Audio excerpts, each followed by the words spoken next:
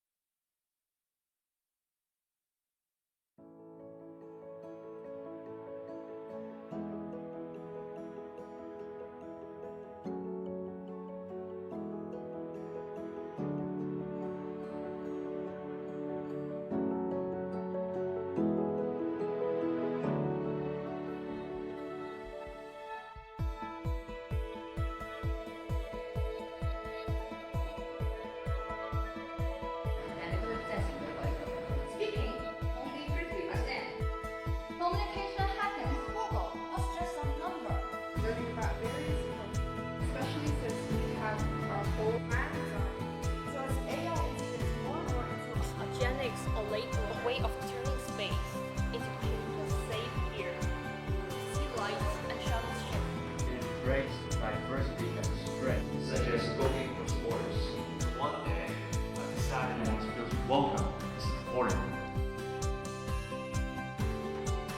Instead of reusing the same materials to exchange just once and accumulate your costs. Have you ever feared that your phone might be replaced by AI someday?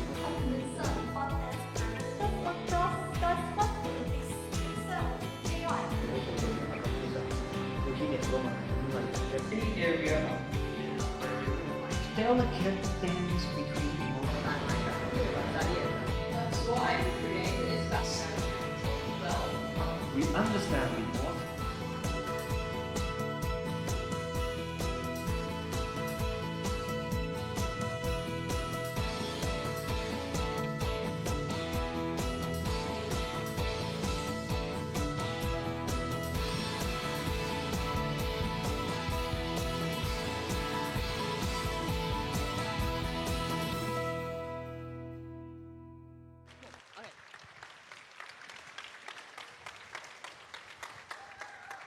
Wow, Maggie, look at this. Look at the amount of audiences we have got today. Welcome to TEDxHKDI 2025. Our title is Humanity by Design, Creativity in the Age of AI. We're so happy that all of you guys are here, both in person and online. We are your MCs for today, and I'm Adrian from Youth College International. I'm Maggie from Fashion Image Design. I'm Josh. This is Josh. I'm Cherry from Fashion Design. And I'm Josh Nathaniel from Landscape Architecture. We got amazing speakers joining us for today, And they're going to share some fun stories and ideas about being a creative human, even with all this AI stuff around. Right. So don't be bored because we will hear about tech, art, science, and culture. So everyone gets a piece. And remember, TEDx is about meeting with new people, sharing ideas, so chat, connect, and please have fun. To start our with, let's welcome our principal, Dr. Elita Lam, and vice principal, Mr. Keith Tam, for a quick chat. Come on up.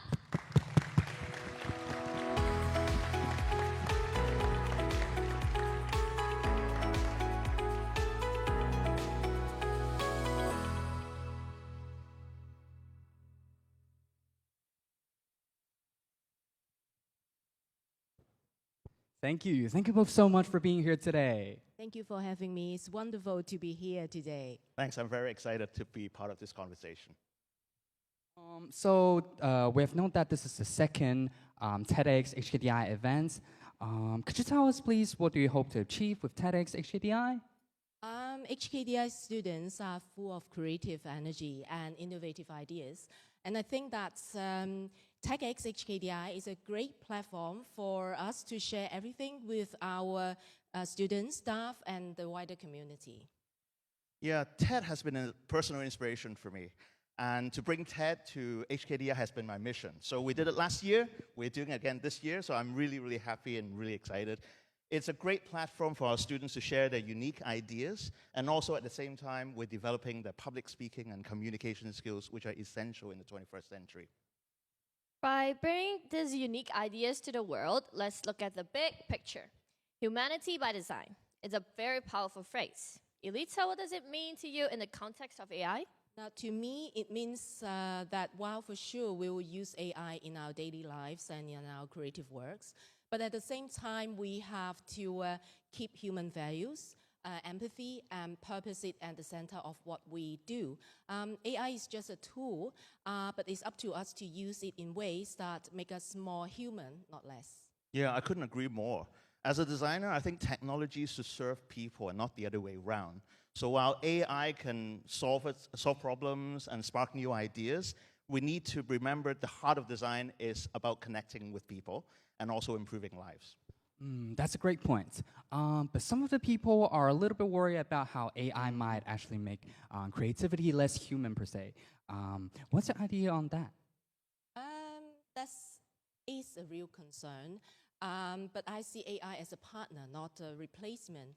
AI can obviously suggest new ideas or help us get past creative blocks, but it doesn't have any feelings, intuition, or cultural understanding. Only humans do. Yeah, exactly. I agree with that.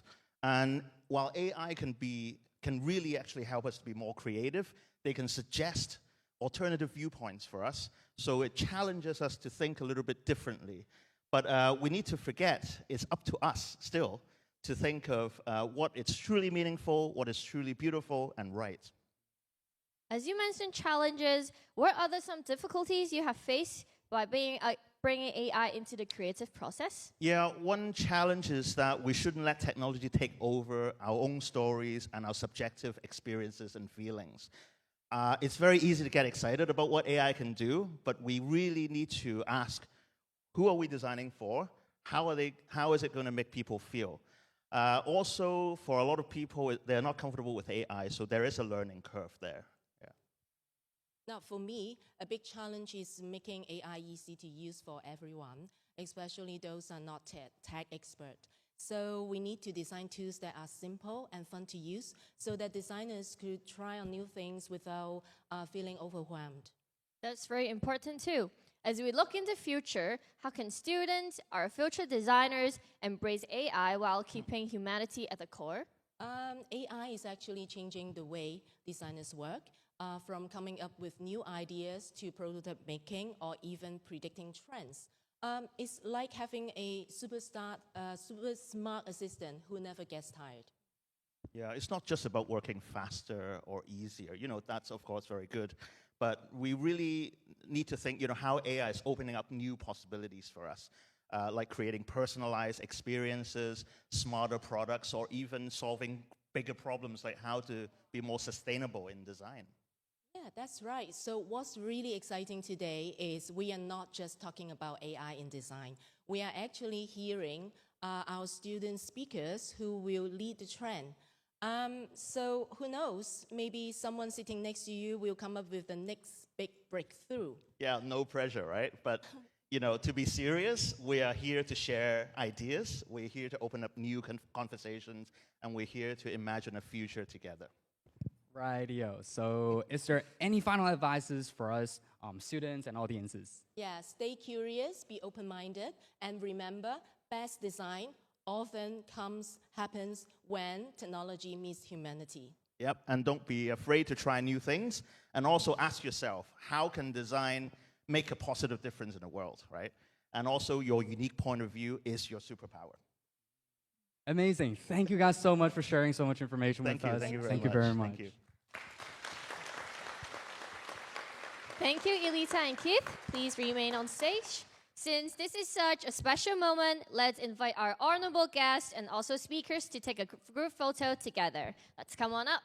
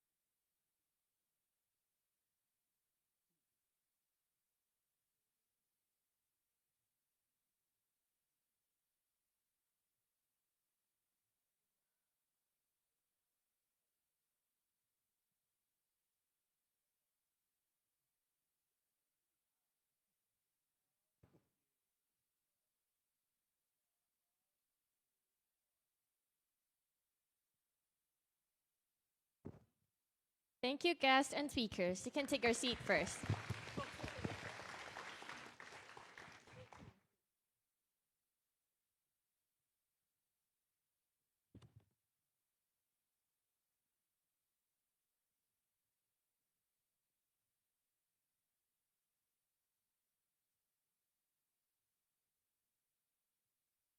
Everyone in the audience, please also get ready. The photographer will be taking the photo from the stage facing the audience. Let's go.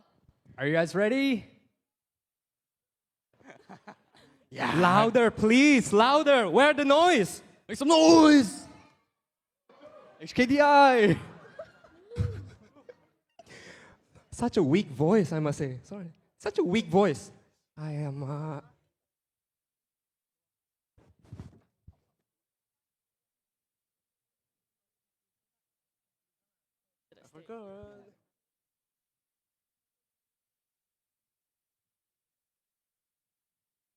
All right, guys, please smile, okay? We don't want to make this awkward, so please smile. Please smile.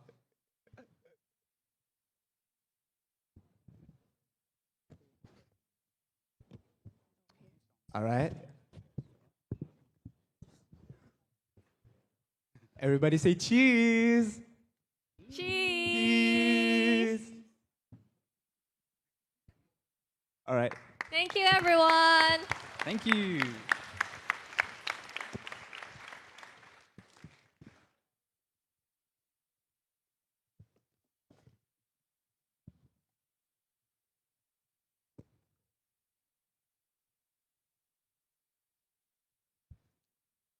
Thank you, everyone. Before we bring up our student speaker, I'm excited to introduce a special guest for us. They'll be talking about from ego to eco, healthy intentions in moments that matter. Humans can be very selfish sometimes, but it's very important to use what we do for the greater good. Speaking of which, don't be selfish and clap your hands for Dan and Joe.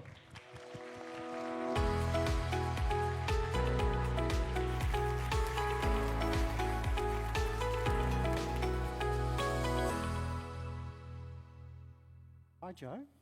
Hi. How are you? Good. How are you? Good. Let's try something, Joe. You ready? Yeah. Okay. Ego to eco. Okay? So ego. Okay. Everyone stand up. Stand up. Okay, try this. Just get your hand like this. Right? Like this. Okay, like this. Looking? Look, like this, right? And with sort of bent shoulders. Right? And everybody after me, 1, 2, 3, we're going to try this. We're going to go, ego, okay? 1, 2, 3, ego, right? Again, let's try one more time. 1, 2, 3, ego, right? You're going to have the body language as well, right? Ego. I've got so much ego. It's all about me. It's not about you. It's about me. Ego. 1, 2, 3. Ego. Okay, Joe, show us eco. Show us what's eco. Okay. Eco. 1, 2, 3. Eco. One more time, Joe. Eco. 1, 2, 3. Okay, let's try both together. You ready, Joe? I'll do ego, you do eco. Ready? Okay. 1, 2, 3. Ego. Then? Eco. Okay, one more time. Ego. Then? Eco. Okay, good. Thank you. That was a completely useless exercise. But do you feel better? Yeah, okay, have a seat. Or stay standing if you want. That's fine. All right, so Joe, what are we talking about today? We're talking about from ego to eco, yes? Yes. Let's start. It's about to start. Be quiet. Here we go. Joe, over to you. Okay. Let's start with a story. Let's start with a story, yes.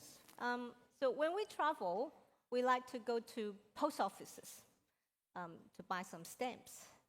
Yes, we're still collecting stamps. We're still collecting stamps. Well, you collect stamps, Yeah. yes. Because stamps give us a different perspective about a place, about their culture, about their nature, about their people. Okay, great. So what happened about 2 months ago? We went to Chengdu, yes? Yeah. Okay. Oh, About 2 months, panda. yes. So about 2 months ago, we went to Chengdu. Yes. So Chengdu is the capital of Sichuan, Sichuan province. Mm-hmm. And it's also the home of the pandas. Mm-hmm. So like what we do, we go and look for a post office and go and buy some stamps. So this is where we went, bought some stamps and very happy. And when we come So out... this is the post office. This is the traditional yes, post office. yes, Okay. where we bought some Yeah. stamps. Yeah. But something happened when we come out of the post office. Mm.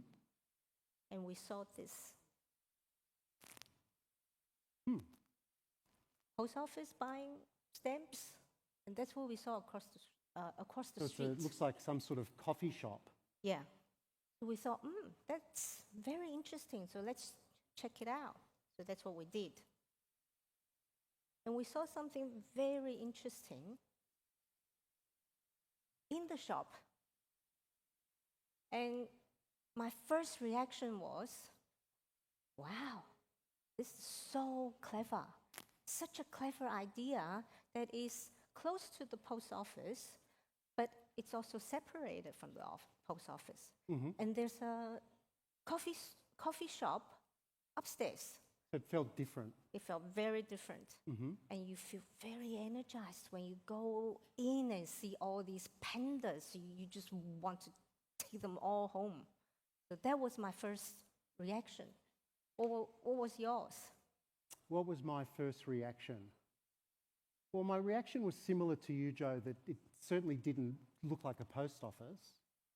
But to me, my main reaction was this seems to demonstrate eco, E-C-O, eco design. Ecosystem. An ecosystem, right? So when we think about the design of this, so we've got a lot of designers in the auditorium today, what we think about this is if I think about it from the perspective of the project team, and the project team is thinking about designing a post office, right? They need to think about it from understanding different stakeholder perspectives, just different customer perspectives. It's not an easy task, right? You need a lot of very patient conversations with all the stakeholders and all the customers to get a sense of alignment on what we're designing here, because it's no longer designing a post office, a traditional post office. We're looking to design something else. And it also required, I'm assuming, a lot of listening and a lot of respecting each other.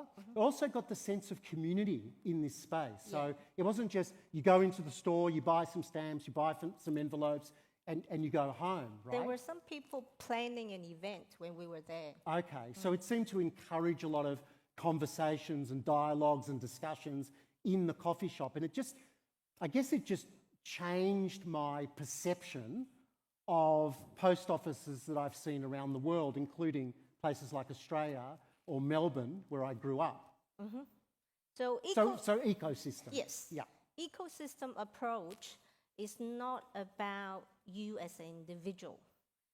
It's about contributing to and not just taking from. It's also about achieving collective goals, not individual interests. And it's about being supportive to others when they need you, because you work in a team. Sometimes you need to help people out. Yeah. It's contributing proactively as well. You see someone need help, they might not ask you. You need to proactively see if they need help. And also adapting to the changing environment, because things might change. There might be problems, there might be other things that you didn't expect it to happen. If you're adapting, it implies you have to be receptive to something that's changing. Yeah. Okay. And it also meant that you need to respect yourself and others. And ecosystem approach also means that you need to be kind to your teammates, like a human beings, because you work with them, right? And also active listening to understand from more perspectives. And being engaged with others, and also what are the impacts that you create? Because we are working with others and we all connected with each other. And that's why we call it eco. Got it. So approach. based on what you've just described, it sounds like it's in terms of a mindset and attitude, it sounds to me it's more like a we. It's a we mindset and attitude instead of predominantly a narrow me type of attitude. Okay, very good. Great. Okay, excellent. So far so good? Following the logic? Didn't expect you to clap, but thank you. All right, so why don't we do this? Let's have a quiz, okay? We're in an institute. Let's have a quiz. All right, so here's the quiz. I want us all to imagine a scenario where we're all part of the same team, okay? And what we've got is we've got a client or a business owner who's briefing us on a new project, and what they state is this, relating to a post office. And this is what they say. They say, okay, we're in trouble. We're in a lot of trouble. Not many people seem to send letters anymore. And we need to transform, we need to change, we need to innovate our post office, redesign our post office. Now, what we'd like to do is we're going to give you 3 multiple choice questions, and all we need you to do is raise your hand when we ask you to. And what we're looking for is the multiple choice questions will be what we choose based on the project briefing, okay? And what we want to look at is which one has the highest chance from the multiple choice, A, B or C, which one has the highest chance of leading to the outcome of the new post office store Like that this. we went to, that you can see, right? All right, so Joe, can you kick us off? We've got A, B, and C. So can you kick us off with A? What is A? But the response of A Yes. is Now make it nice and loud so everyone can hear you. money-minded. Money-minded. It's called money-minded. Yes. Money-minded. Okay. Yes. So is it from the consultant perspective or the post office perspective when I say this? From the team whose responds to The team. to the brief. The team is responding to the brief. Okay, so this is the first response for money-minded.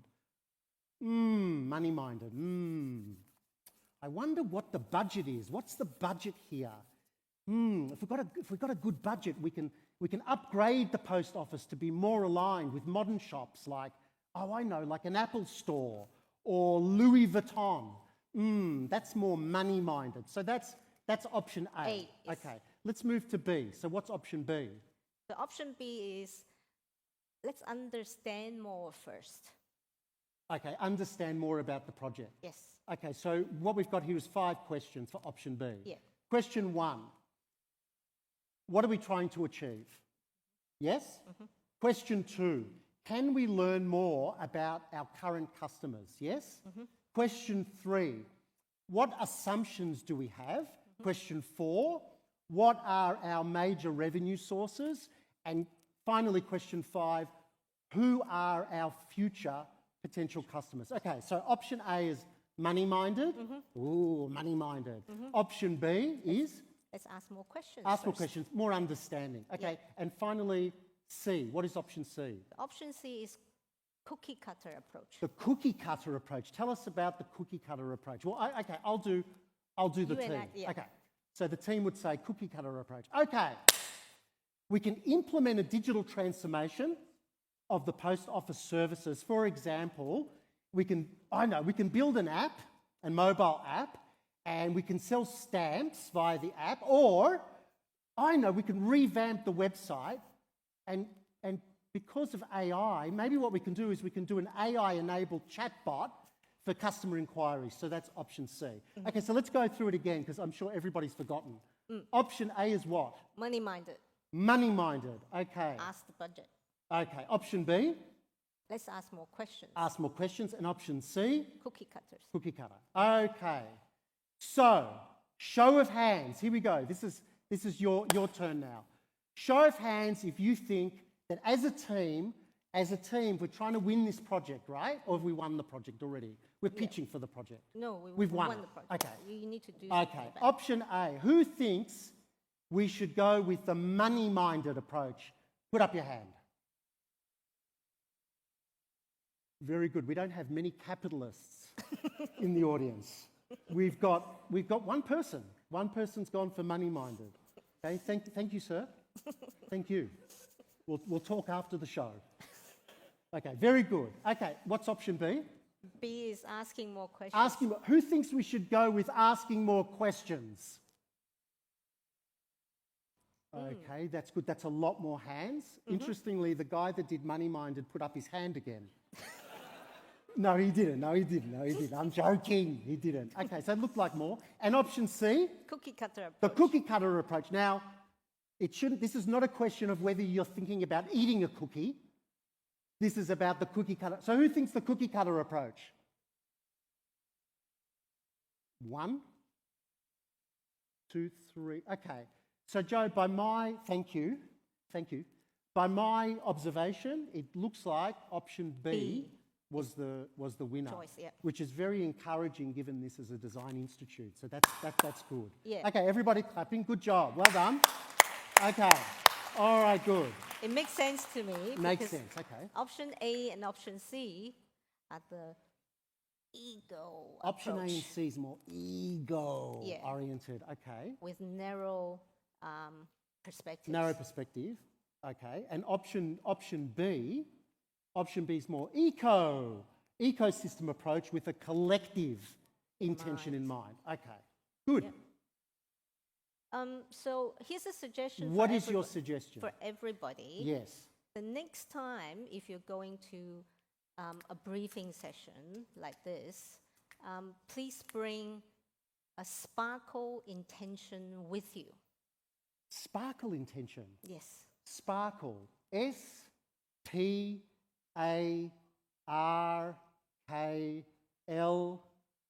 Sparkle. Okay, so Joe, what is sparkle? What is the S in sparkle? In S is supportive. Tell us about being supportive. So being supportive in this case, Yes. when we do the post office briefing session, that means you're more supportive with the initiative. You're showing support to listen more first. Okay. So that's being supportive. That's being supportive. Okay, so I'm going to say supportive and you say supportive back to us to be supportive. Okay? Supportive and then? Okay, good. About 3 people said supportive. That's not very supportive. Okay, we'll try again. Supportive. Better. Okay, the second one is P, proactive. So being proactive is asking questions to understand more before we just solutionize a design, right? Yes. What about A? What is A? A is adaptable. That means you adapt to the situation, to collaborate with others, to achieve the collective goal. Okay, so we've got supportive, proactive, adaptable. That's SPAR. Now R, respectful. Respectful is to respect each other and you park your ego and your self-interest and your assumptions, right? That helps us become more ecosystem. Yeah, ecosystem. Ecosystem. Okay, what's K? I said what's kind. K is kind. So Yeah. what's K? K is kind. Yes. So kind to others as humans, Ah. because we're all connected. Okay, so we're trying to, through being supportive and through being proactive and being adaptable and being respectful and being kind, we're taking responsibility through our intention, not just to think about what we're designing as an output, we're also thinking about what we're designing as an outcome of culture, Yes. what we want the culture to be as part of the project, as part of the collaboration. Let's go to L. L So- is listening, Okay. but listening with respect and understanding from all perspectives. All perspectives. Okay, very good. And finally, E. Can anybody guess E? Anybody? Jeremy, our friend from Australia. Jeremy, my friend from Australia, just points to someone behind him and said, he said engaged. Is that correct? Did you say engaged? He did, yeah. It is correct. Everyone give him a clap. Engaged. So engaged is being engaged with others as humans and being connected with each other, a sense of ecosystem. Okay. Something's wrong with your mic. So,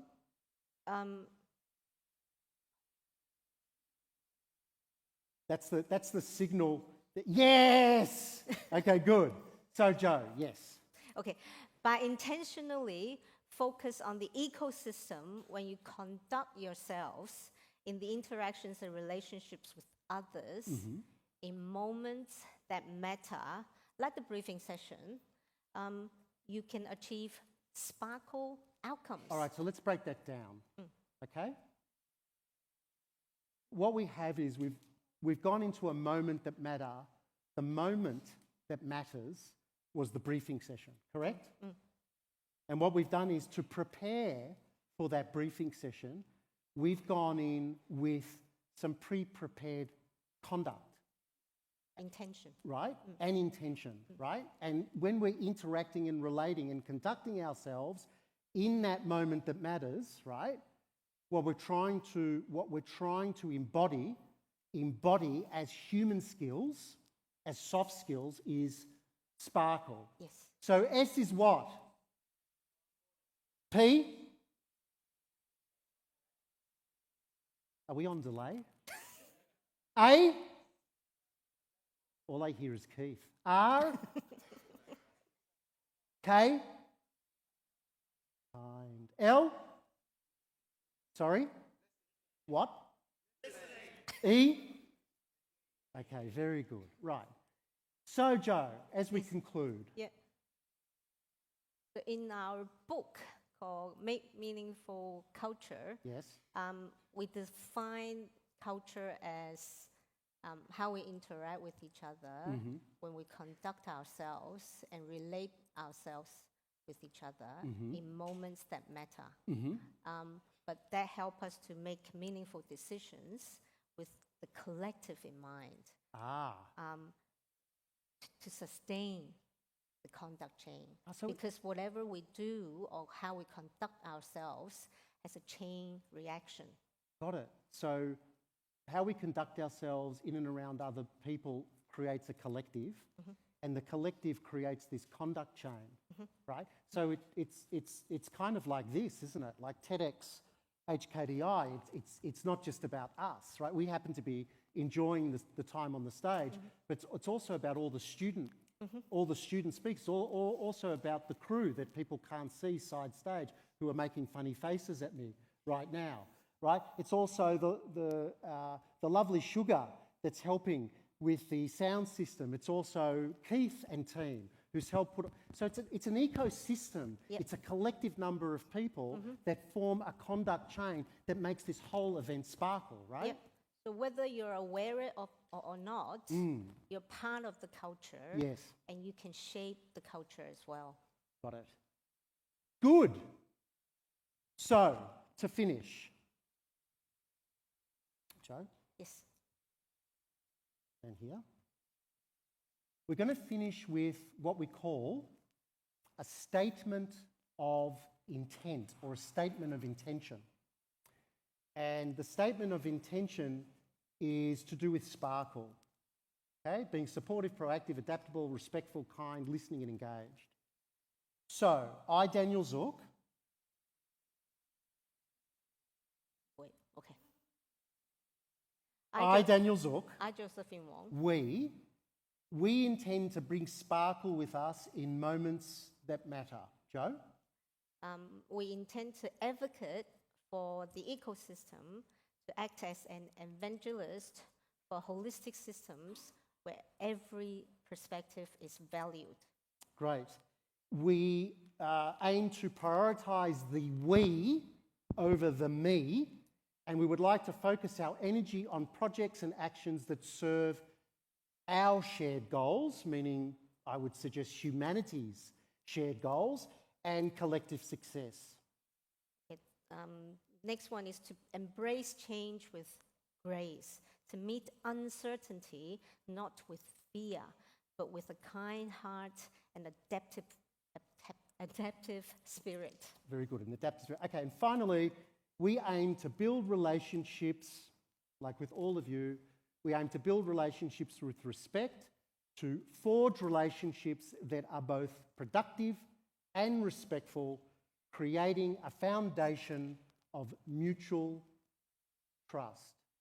So, Joe, is that about it for today? Is that a wrap? Yes. Okay, thank you so much for presenting together. Thank you. Always a pleasure. And everybody, thank you very, very much for having us.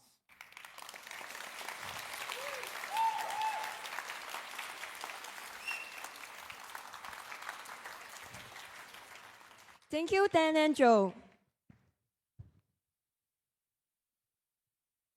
Hey, Josh, why are you so angry? HKDI, it's like this auditorium, it's so silent when I came. It's like everybody hates me or something. I don't know.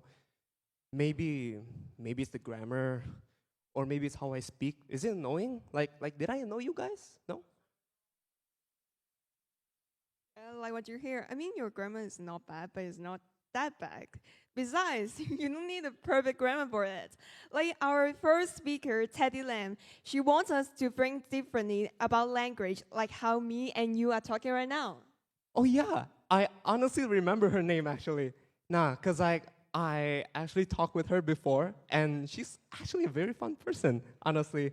Like she talked about how communication isn't about perfect grammar, but it's about making connections and just being myself, you know what I'm saying? That's true. So, well, let's bring in Teddy.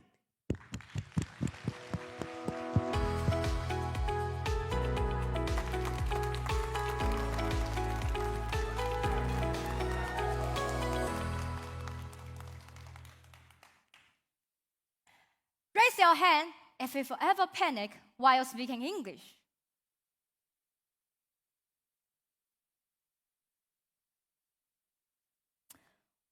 Wow, so many hands. Okay, picture this. You walk into Subway, you know, the international sandwich shop. Have the confusing brand name and endless toppings. Now, the staff asks, what will you like today? Now, you could say, may I have a full long of turkey and on honey oat toast with lettuce, tomato, avocado, lime mayo, and a sprinkle of salt. But really, most of us just point and say, this, and that, thanks. And guess what? You still get your sandwich. Communication happens, mission accomplished. A 2023 study by the University of Hong Kong showed that 70% of students avoid speaking English because they fear making mistakes. But here's the twist. 98% listeners say they care more about understanding than perfect grammar. So why are we still so scared? Let's look at the system. Many of you have taken the HKDI, I mean the Hong Kong Diploma of Secondary Education Examination. Writing, 30% of our grade. Speaking, only 15%. So schools drill grammar because it is easier to test. But in real life, we are giving a presentation, joining a Zoom meeting, or just ordering bubble tea in New York. You need to speak, not complex sentences like Sherlock Holmes. In Hong Kong, 5 hours a week of grammar drills, 1 hour of speaking. In Finland, 70% of the English class is interactive. Role plays, debate, simulations.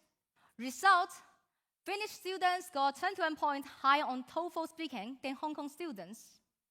Why? Because they practice speaking, not just grammar. Hong Kong education loves grammar, like my grandma loved holding soy sauce. Too much. It's never enough. We memorize rules, we circle mistakes in red ink. But the more we feel mistakes, the less we speak. And the less we speak, the worse we get. It is like a grammar horror movie. A student alone in a classroom, surrounded by red ink, unable to speak. Let me tell you a story. Last year, I saw a tourist in Tsim Sha Tsui looking at my map, totally lost. I wanted to help. I knew exactly how to get him to the MTL. But I froze. Wait, can I help you or may I help you? By the time I fingered it out, he was gone. Irony, he didn't care about my grammar. He just needed directions. Like the internet, like the memes, TikTok, YouTube comments, everything. OMG, just so cat, so fluffy, wanna squish. No grammar, no punctuation, but total emotion. Even native speaker are casual. Me hungry, wanna eat. Or you good? And guess what? Long time no see, start as Chinglish. Now it is in the Oxford Dictionary. Here in Hong Kong, we have our own flavor of English. Think about how we say, open the lights instead of turn on the lights. Or, she is so clever, get 100 marks. It's perfect English.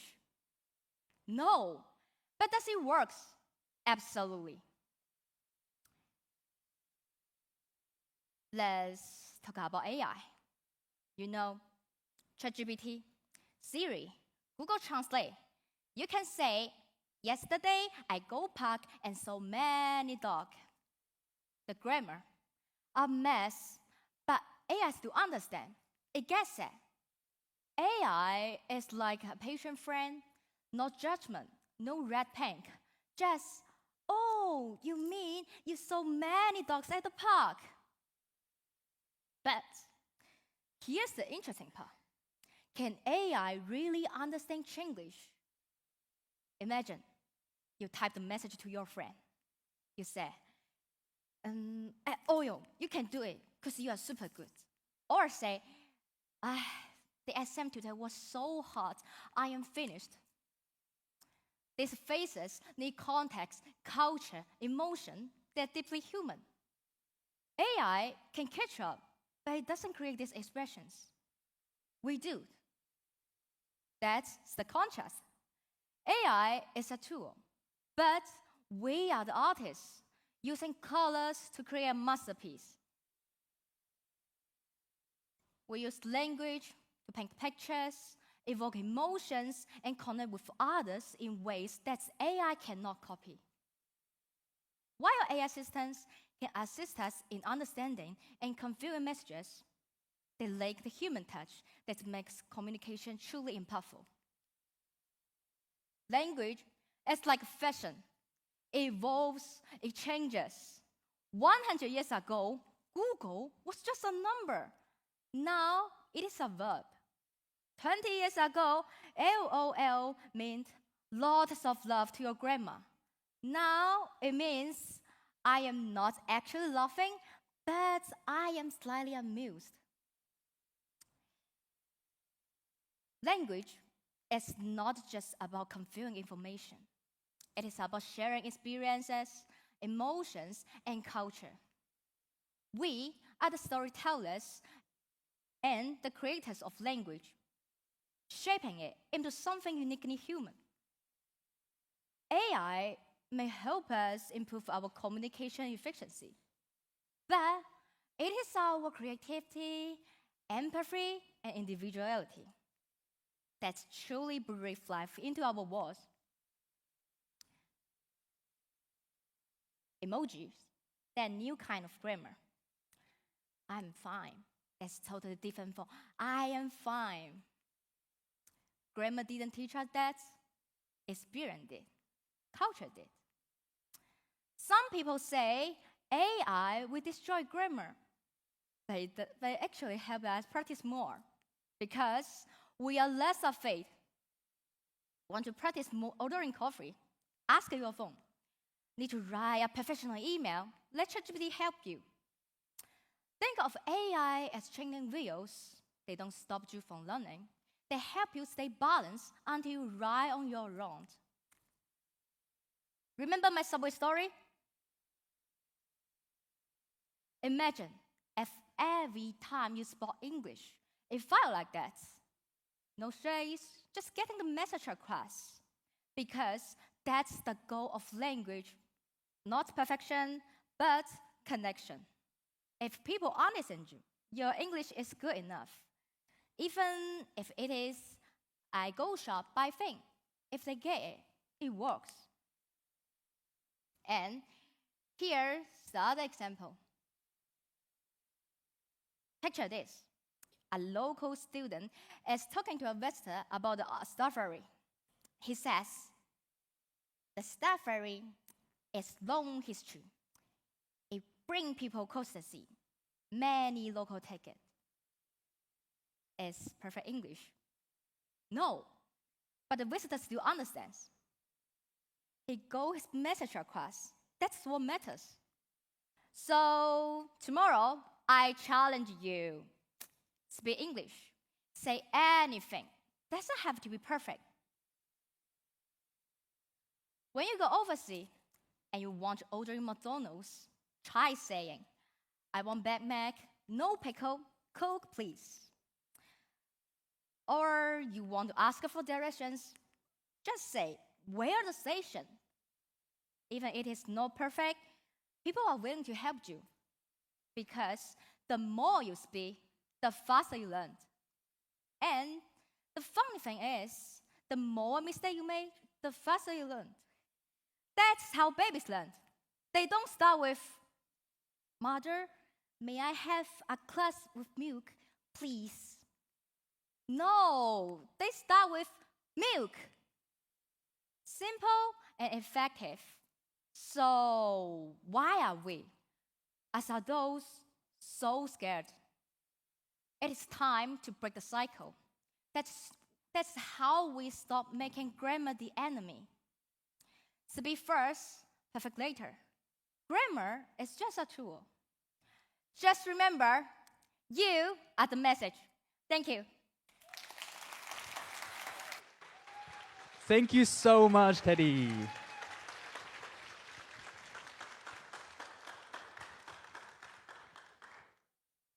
So, I've got a little question for you, Maggie. What do you think about AI nowadays? I think it's a great tool if we use it correctly. What do you think? Well, most of the time, I think I use it as a tool of being lazy, but I bet most of our audiences sitting here have used AI at some point of their life. And so, I'm going to introduce our next speaker, Lila Tam. She's a visual communication student who really loves design, even with all this lazy AI stuff around. Lila thinks AI is fast and cheap. AI does not bring the same feeling and culture that people brings into design.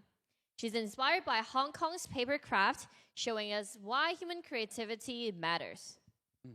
So let's give a big hand to Lila.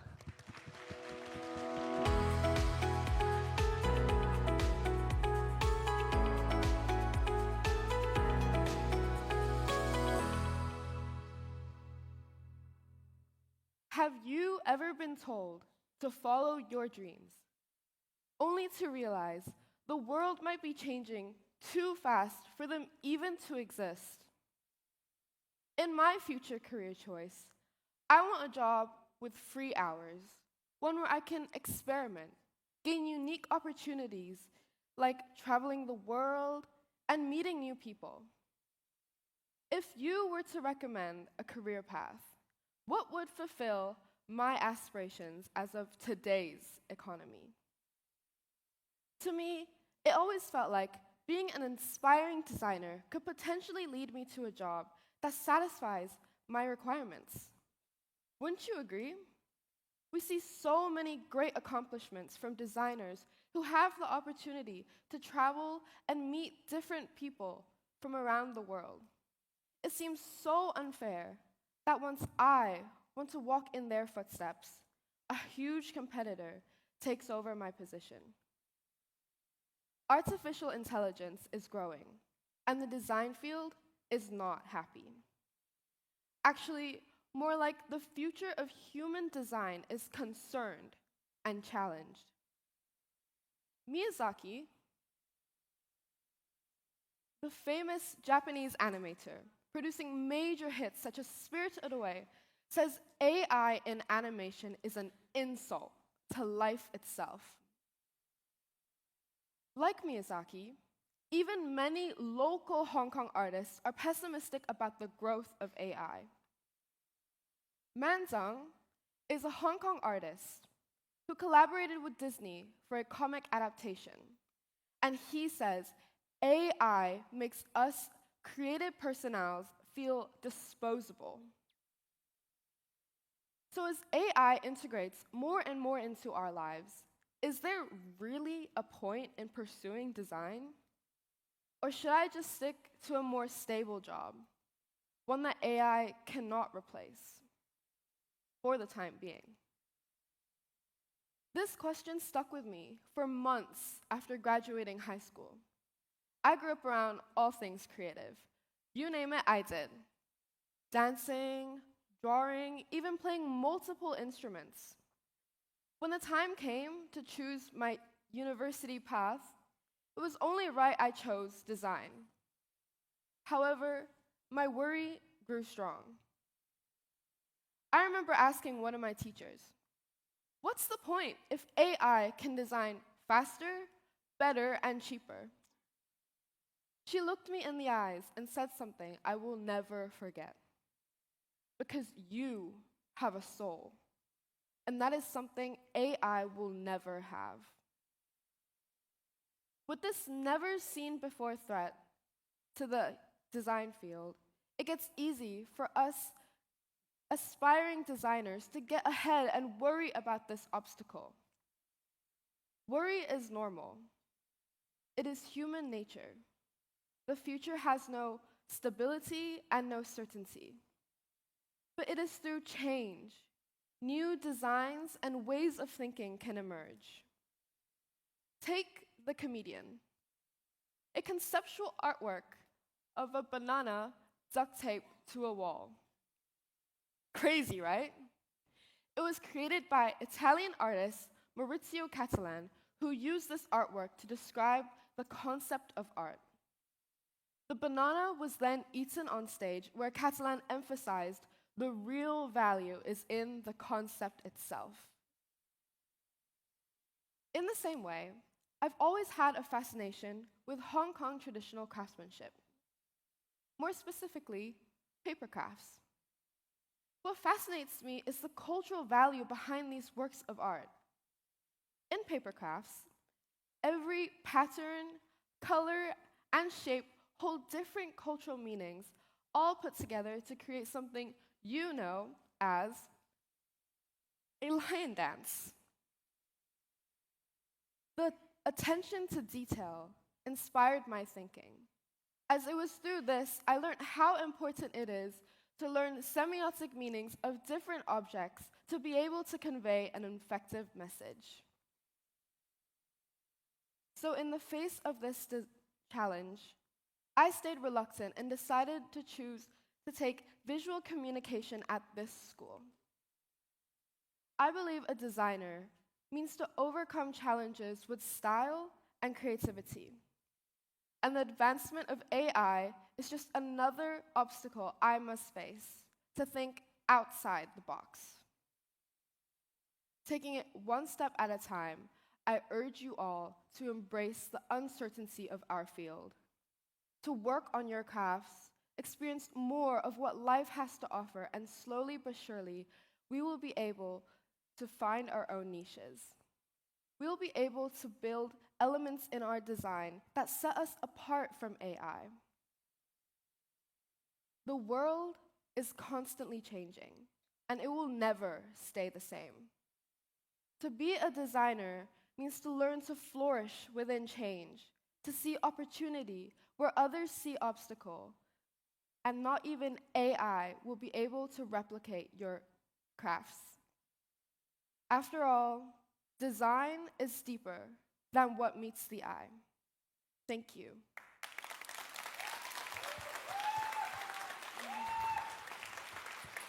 Thank you, Lila.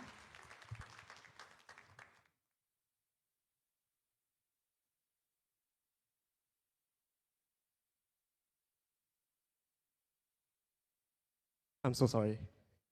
Anyways, as an international student, I came to Hong Kong just a year ago at this day. And when I came to Hong Kong, it was a very fast-paced environment. Hong Kong is also a very busy area, and so I couldn't find my rhythm. Our friend Rose could help with that problem. She designed spaces that help people relax and take things slow, especially for the elderly in To Kwa Wan. Well, let's give a big hand to Rose.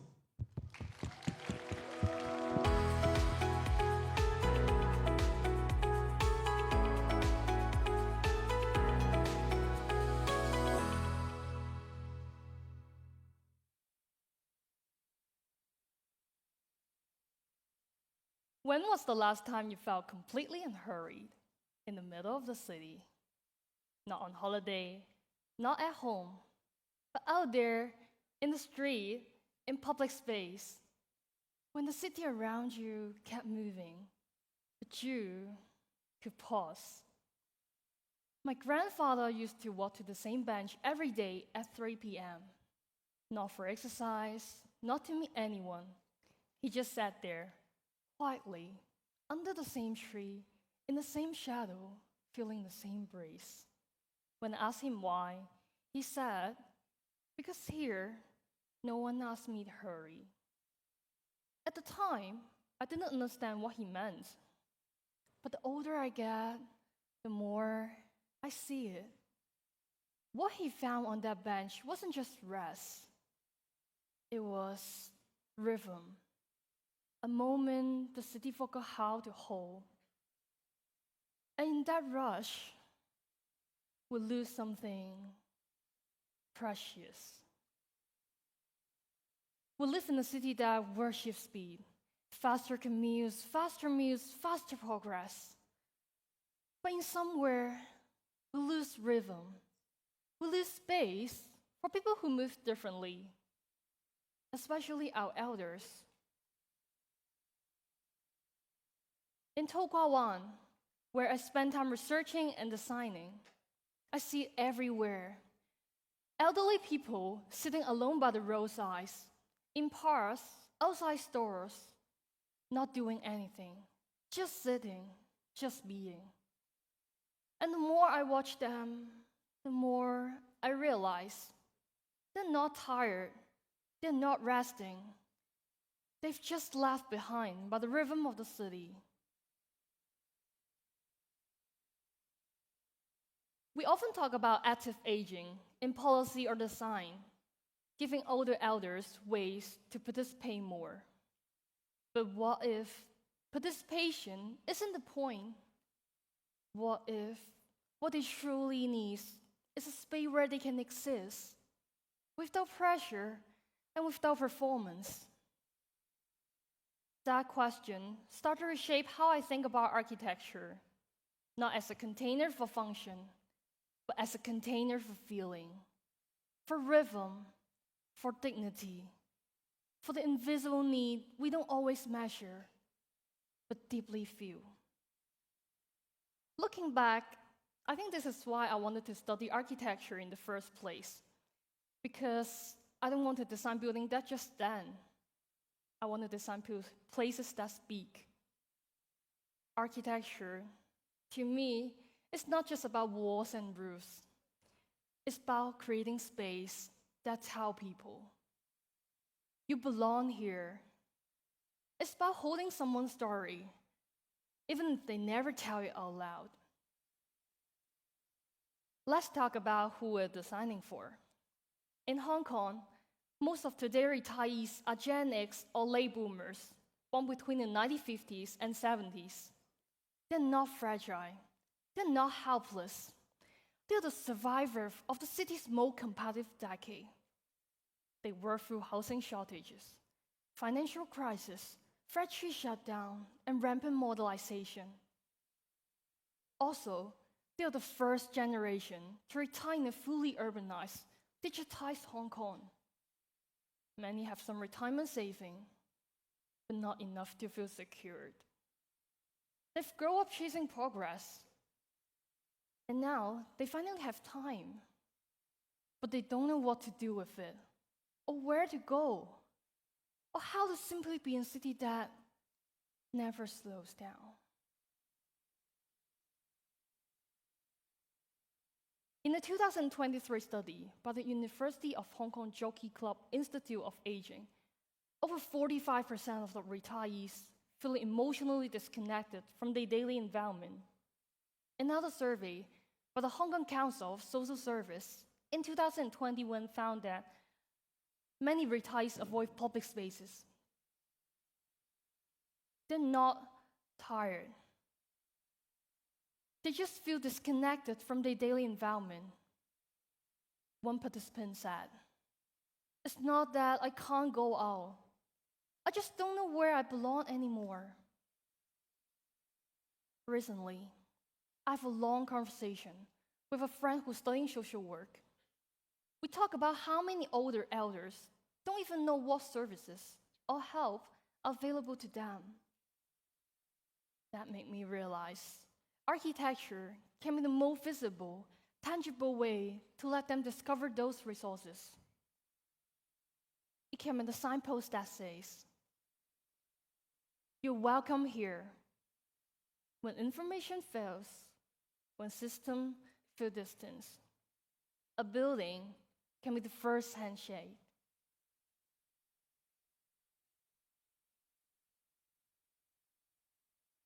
And this is not just a Hong Kong problem. A 2021 report from the European Commission on Aging and Urban Environment found that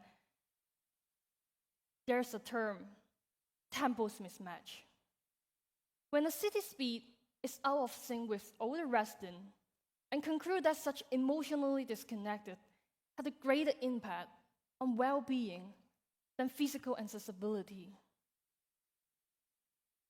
That's not a health issue. That's a design issue. And in many ways, a cultural issue too. So, I asked myself, what would a building look like if it doesn't ask people to do more, but help them reconnect with their own temple?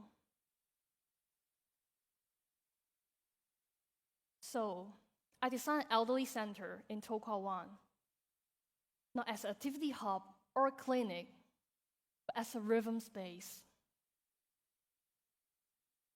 It begins underground. You enter through a shaded path into a water garden.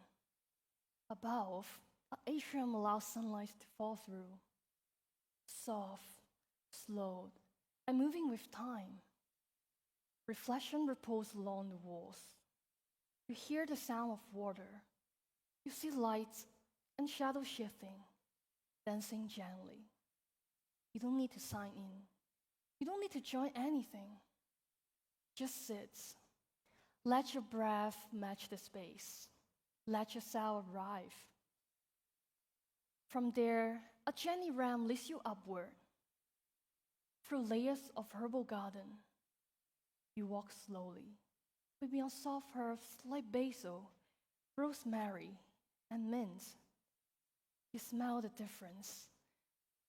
You feel the wind brushes past leaf. You notice someone ahead of you, walking slower, or behind you, walking faster. And for once, that's okay. Because this space doesn't rank you by speed. It accepts your rhythm as it is. Then you reach the rooftop. A quiet urban farm. There's wind, there's shade. There's nothing scheduled. You can sit or stand or plant. Every layer of the building have 5 senses. Where light isn't sharp, but softened. Where sound isn't noise, but rhythm. Where smell, texture, temperature all tell your body you can relax. You're safe here.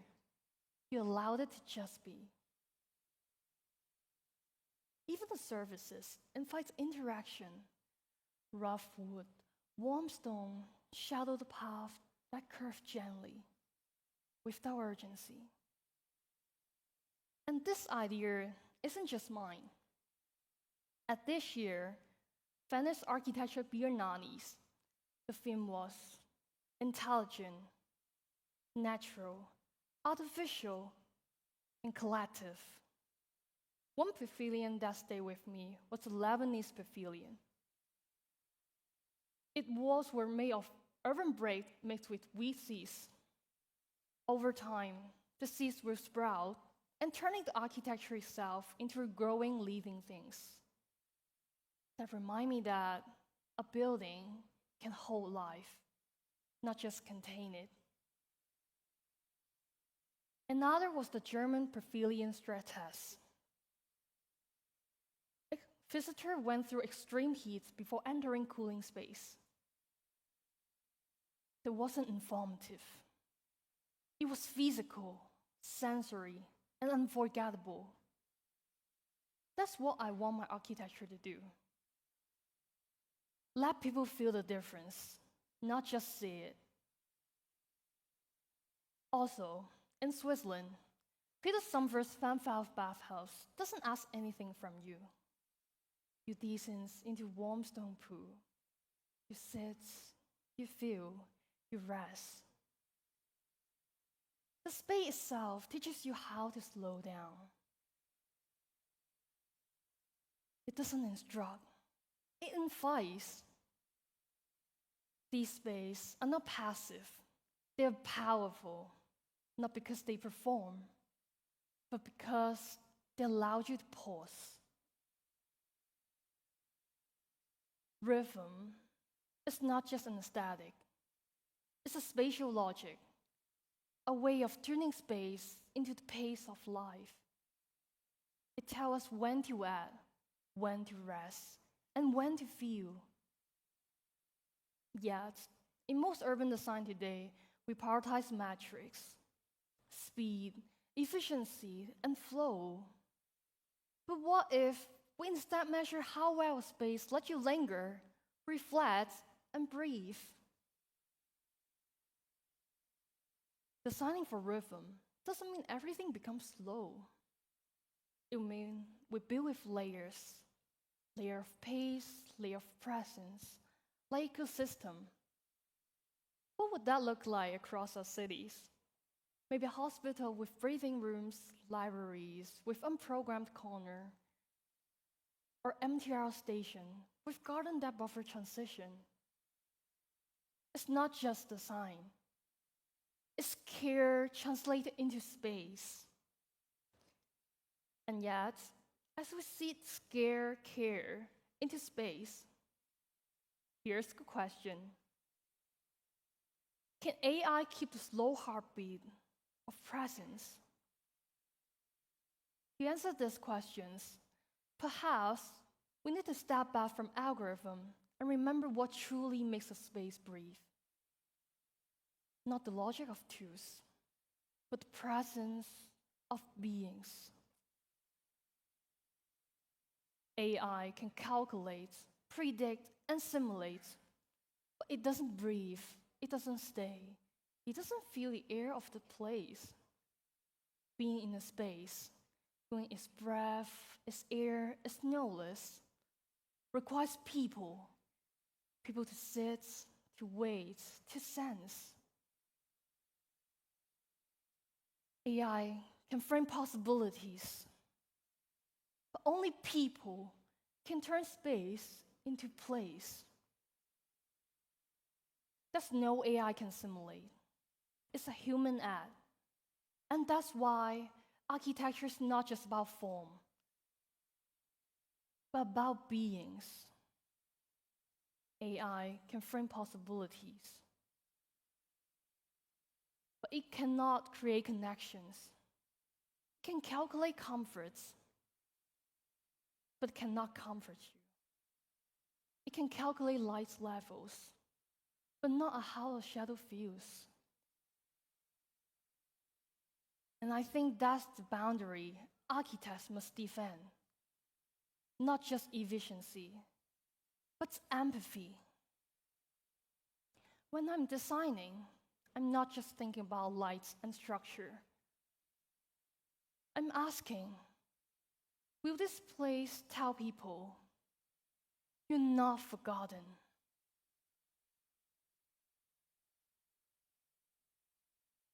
Will it help them slow down enough to remember who they are? The truth is, we're all moving toward old age. Will cities still want us when we get there? One day, it won't be someone else on that bench. It'll be us. And what we need isn't more speed. It's more understanding, more pause. In an aging society, slow is not the opposite of productive. It's the condition for connection. What we are designing now, with the sign of future city welcome us, or leave us behind. The future of design is not faster, it's kinder. It's about remembering how to be, how to feel, and how to stay. And architecture, to me, is the promise that they will. Thank you.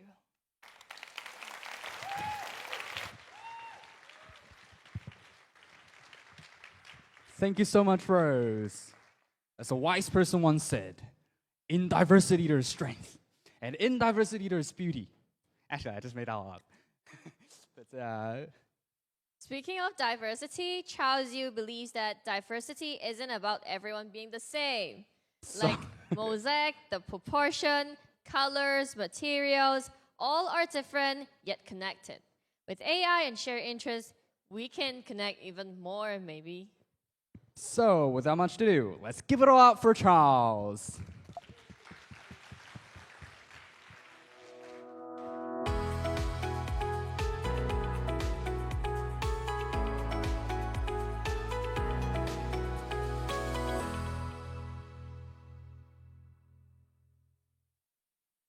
Imagine walking into school where you feel invisible, like a voice fades into the background.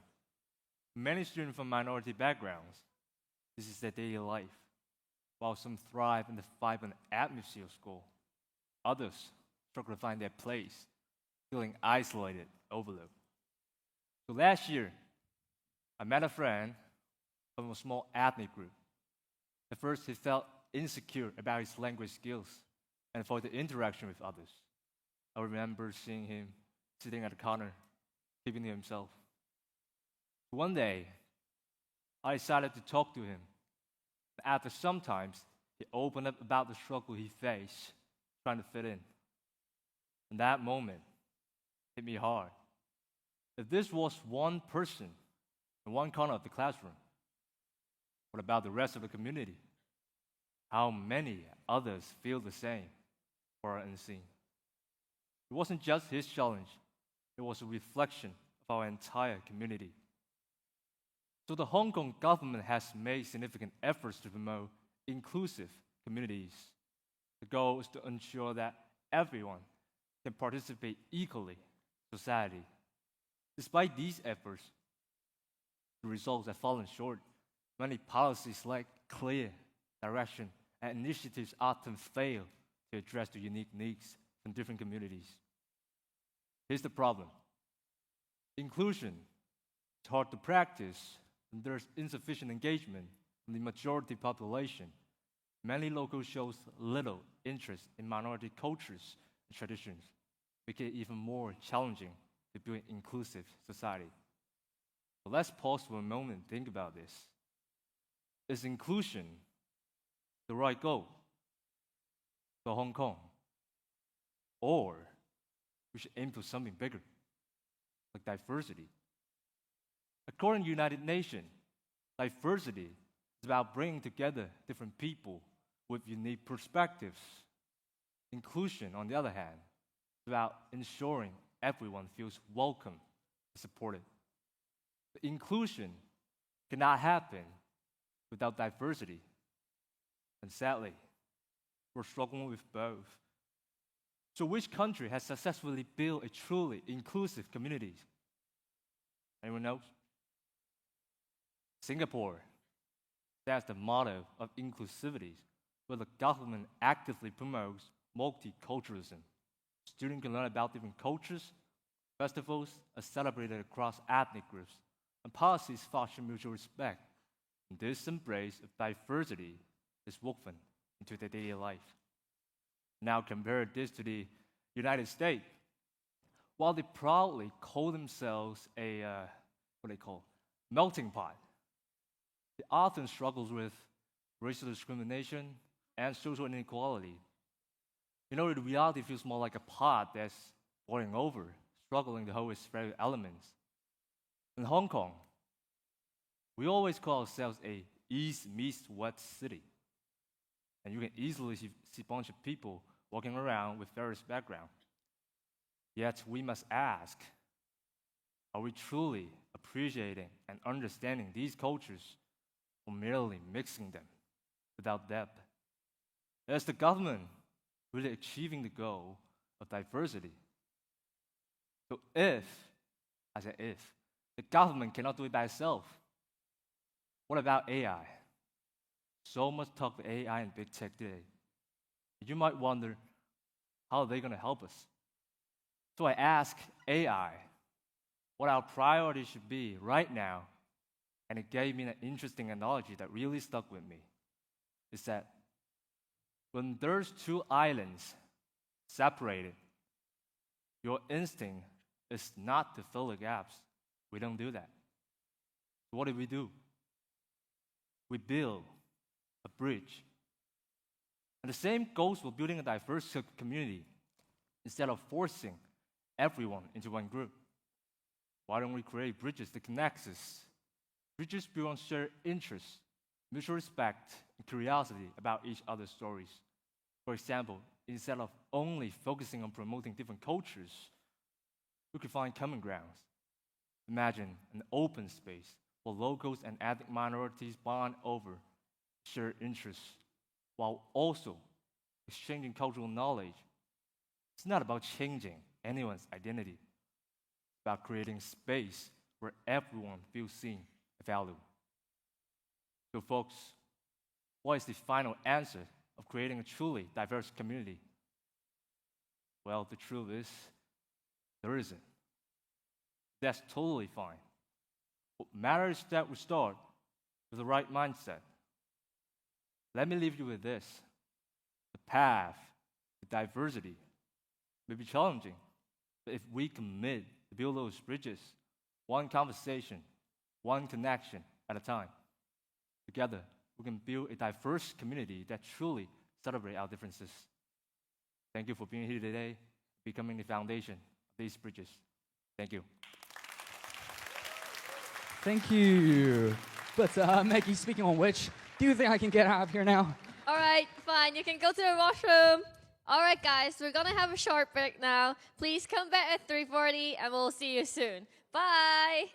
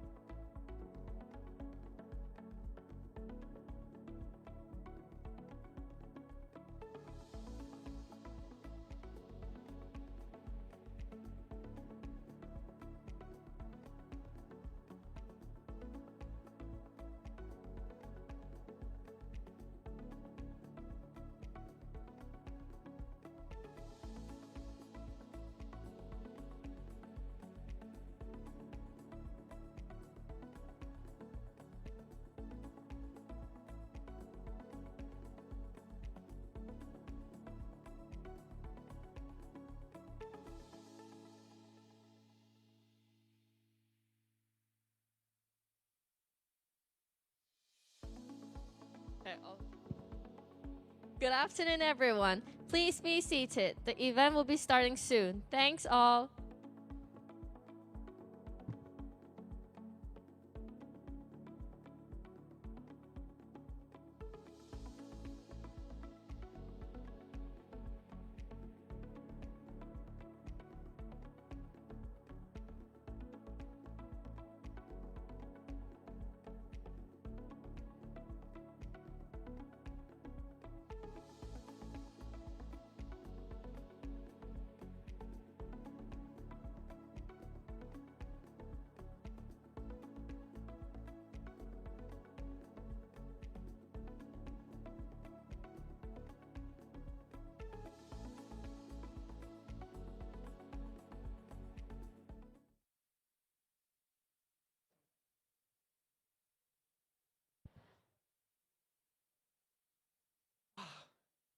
Oh my God.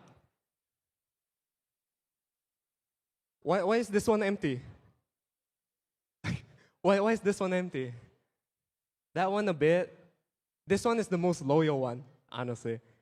This is my favorite one. All of you here and some of you there, you guys are much more loyal than my ex. Congratulations!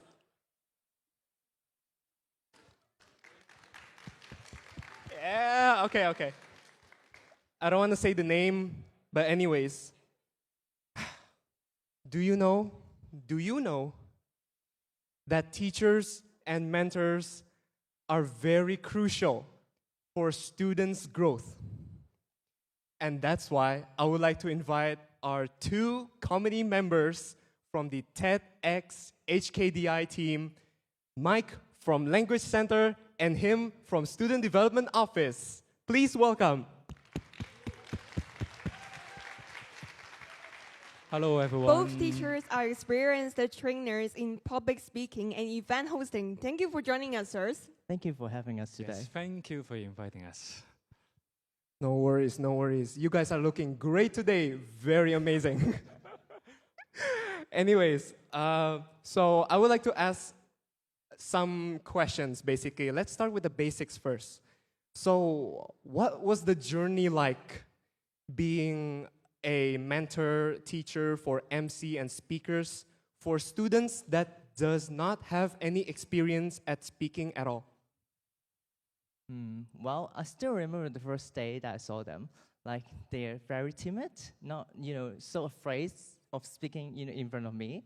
But then we know that it takes time. And day by day, they start to open up themselves, speak up more, like during the training sessions or even the rehearsals. And they even ask questions, to improve themselves. So, as a trainer, so I'm really blessed. And, seeing the huge transformation today, I'm so happy, right? Yes, definitely. You're saying right. I mean, the process is quite gradual, but the very little breakthrough is a big deal. Sometimes students who cannot even introduce themselves at the beginnings, but it ends up you can hold up the event. Okay, I mean the breakthrough is very. The sense of the sense of achievement is very incredible, no matter for them and for us. Okay, and I'm sure that you agree that we are not just teaching about our skills, right? But we are trying to help the people and the students to discover your own potential and also how to step out in your comfort zone, right? So inspiring, I must say, yes. So maybe they can learn a thing or two from us, except the part where I misspelled my name in the introduction. Yeah, I think that part, do not follow that one, definitely. Okay. But yeah, anyways, what method? How about the method used for basically building their confidence up? Well, speaking of methods, so for me, like as a trainer, so I would start from like bite-sized task, like voice training exercises or short presentations. So in order to let them, feel more confident for themselves, and then I would try to encourage them to have peer evaluation so that they can learn from each other. And when they learn from each other, and they can learn much more and step out of the comfort zone. And we all know that when you step out of the comfort zone, you learn much more. So that's that's the way that I teach them. That's fantastic. Well, how about challenges? What challenges do you have when it comes to word choice and engaging the audience? Okay, that means we are talking about the MC's part, okay? So, being an MC is not just about speaking, okay? It's about how to connect with you, the audience, right? The correct pronunciation is a basic, but the word you use, the tone, the timing, and also how to handle the ad hoc event, just like Josh, right? Okay, it all matters, the one of the challenges in this event is how to set the right mood so that you feel included and we can have fun here. Yes. Right, so hard work pays off, I see. It's also a lot of fun when you see your students succeed, I suppose? All right, you speaking of success, right? Talking of success, I think apart from student speaker today, the key to success of this whole event would be like the close collaboration between disciplines and departments, including the design discipline, languages discipline, students development discipline, the external affairs office, and even the learning resources center here. So we all got a role to play, and we work as a team together. So this kind of interdisciplinary collaboration really, showcases the importance of synergy. Yes, you are absolutely right. Because you take us into diverse perspective and skills. Different perspective can give us more, energy and think differently. So it makes the event more, dynamic and more engaging. I think we will believe that when different discipline comes together, we can create a more impactful event, okay, for everyone. Okay. Well, thank you all.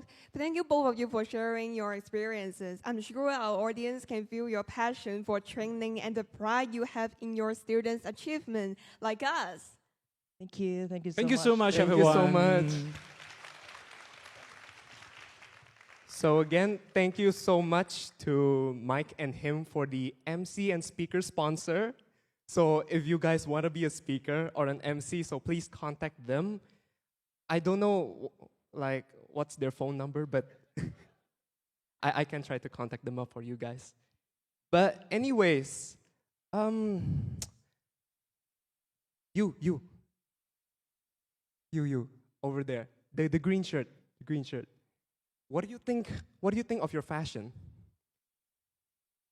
Decent? Oh, basic. I think it's beautiful lah. What are you saying? It's beautiful. I like it. But speaking of fashion, Cherry, what do you think of fashion right now? Fashion is very fast-paced. It's growing exponentially. What is it? Every day, fashion is changing, okay? That's the first question. And maybe the second question is, what does fast fashion have impact on our environment and our lives? Well, I think fashion could be a fast-paced industry if emotions can be implemented with it. But our next speaker, Brian Szuc, could share his thoughts on meaningful fashion in a fast-paced world. Please welcome Brian.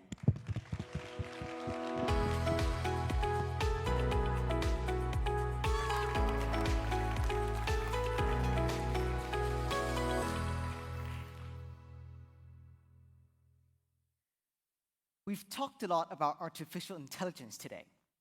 AI is the next big thing because it is faster and more productive. It is changing how our world functions, including the fashion industry. But as a fashion student myself, I have a few questions. Does the fashion industry really need to be faster? Does it really need to be more productive? Well, let's take a look at the numbers.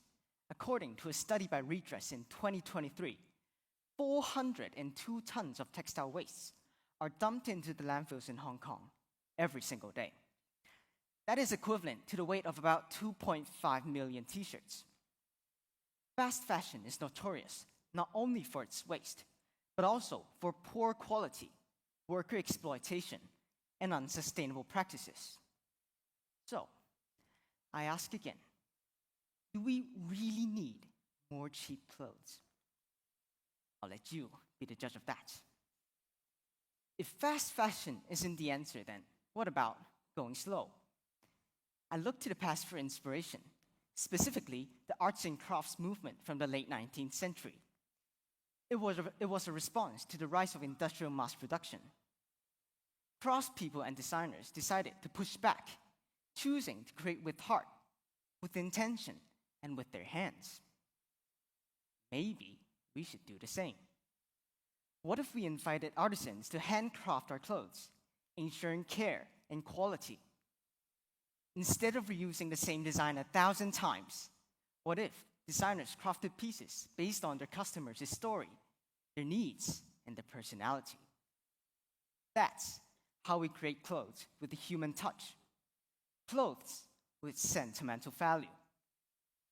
Now, I know what you might be thinking. It's just clothes. But to me, it's way more than just clothes.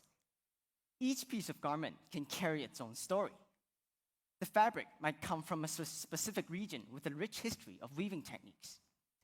Each stitch represents the artisan's time, skill, and emotion. Every tear or faded patch becomes a memory of where you wore it, who you were, and how you felt. Let me tell you my personal story. I have a pair of jeans that I made for myself. It is distressed to my liking. It fits me perfectly. But most importantly, it is made from old jeans that once belonged to my dad. It is important and special to me because it carries a story between me and my father. No AI-designed pair of jeans could ever replace that. That is why fashion enthusiasts like me love custom, handcrafted pieces, as there is simply nothing that carries the same depth, emotion, and connection. And maybe, just maybe, people are starting to value human designs again.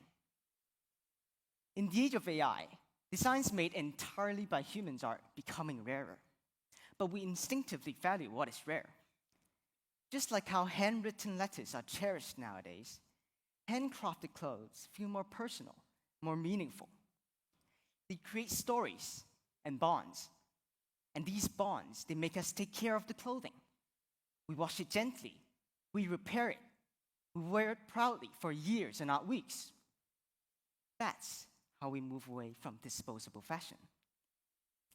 And yes, there are environmental benefits too. The fashion industry is one of the most polluting industries on earth. That's why many are calling for more sustainable ways to consume. Handcrafted clothes can be part of that solution. When we love a piece of garment, we're less likely to throw it away. It's not just personal preferences. It's also a way to reduce waste and to respect nature. And I can already hear your thoughts. Handcrafted clothes are really expensive. And you're absolutely right. Handcrafted clothes can cost more than 10 times the price of regular fast fashion pieces. But my goal here today isn't to ask you to go out and buy handcrafted pieces. My goal is to urge every single one of you to consume more consciously. Instead of buying dozens of pieces that you barely ever wear, invest in one or two pieces that you really love and that you'll wear again and again. Or you could choose to do your research and buy from brands that truly care for the environment and are fully transparent about their production processes. Handcrafted clothes are just one solution, but the bigger message is this. We all have a role to play to end the crisis of overconsumption. Let us all be more mindful of what we buy, how much we buy, and why we buy. Let's value quality over quantity. And remember that even in the age of AI, some things are still better made by hand. Thank you.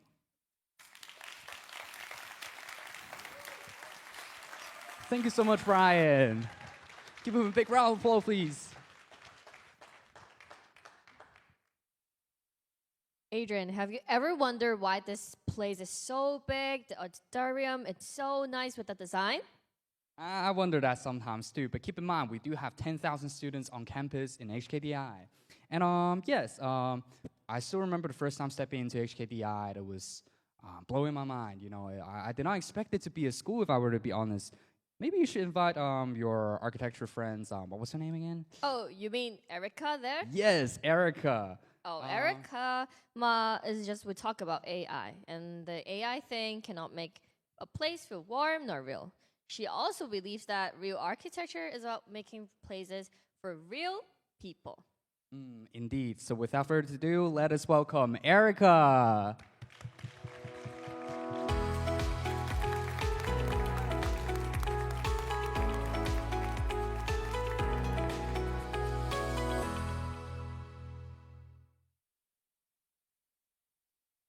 Have you ever feared that your job might be replaced by AI someday? Since the emergence of ChatGPT in 2023, the application of AI has become more widespread and universal. Every day, we used to see a bunch of news headlines like 300 million jobs could be displaced by AI globally by 2030. Sounds intimidating, right? As an architectural design student, I used to fear exactly that. What if AI replaces me? After all, it can generate 100 designs by the time I start sketching one. But over time, I realized something deeper. AI might be fast, but it lacks something essential: authenticity. It doesn't know what stirs the human soul. And that's when I stopped seeing it as a threat, start seeing it as a creative partner. I once asked an AI to design affordable housing for a dense urban area. It gave me an attractive illustration which many buildings centralized together. If you notice the details, you may even find out that there are trees planted on the roof. Well, visually impressive, but emotionally empty. No warmth, no community, no soul. That unfulfilling experience taught me a valuable lesson. Architecture isn't just about generating image fast. It's about understanding of the site and surrounding environments, as well as connections between people and neighborhoods. Therefore, I changed the prompt. Modular units with shared courtyards that foster community using cost-effective local materials. Suddenly, it becomes more realistic and more reasonable, not just an illustration showing inappropriate details. But even then, something was missing. AI doesn't feel textures or temperature. It doesn't hear voices echoing in a bustling courtyard. It can't feel the cool breeze through a bamboo lattice or the warmth of brick under the afternoon sun. It doesn't know how a space feels. Only we do. Architecture has always been about creating spaces that feel alive, spaces that resonate with people who use them. That's something AI can't fully comprehend. I remember stepping out of the TEDxHKDI station for the first time. When I hit the HKDI campus, and the glass shimmered like a diamond. I was moved. Then, I tried to reproduce an image to show what I felt at that moment. You guess what happened next? AI gave me futuristic office buildings. It didn't even understand the site and generate an accurate image. Imagine you are designing for a historical site.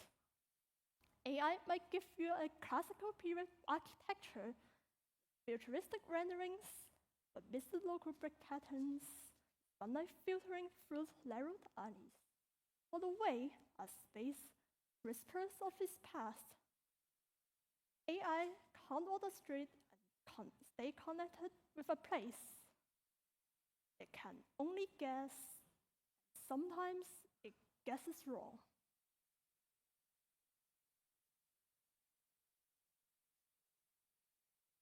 that's the way AI understands nature in a Hong museum.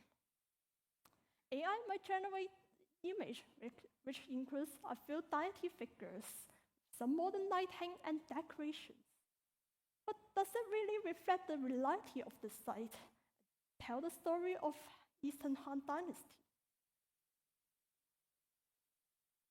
I once saw an AI-generated master plan that plays a part on a floodplain, while another suggests a glass skyscraper in a tropical village.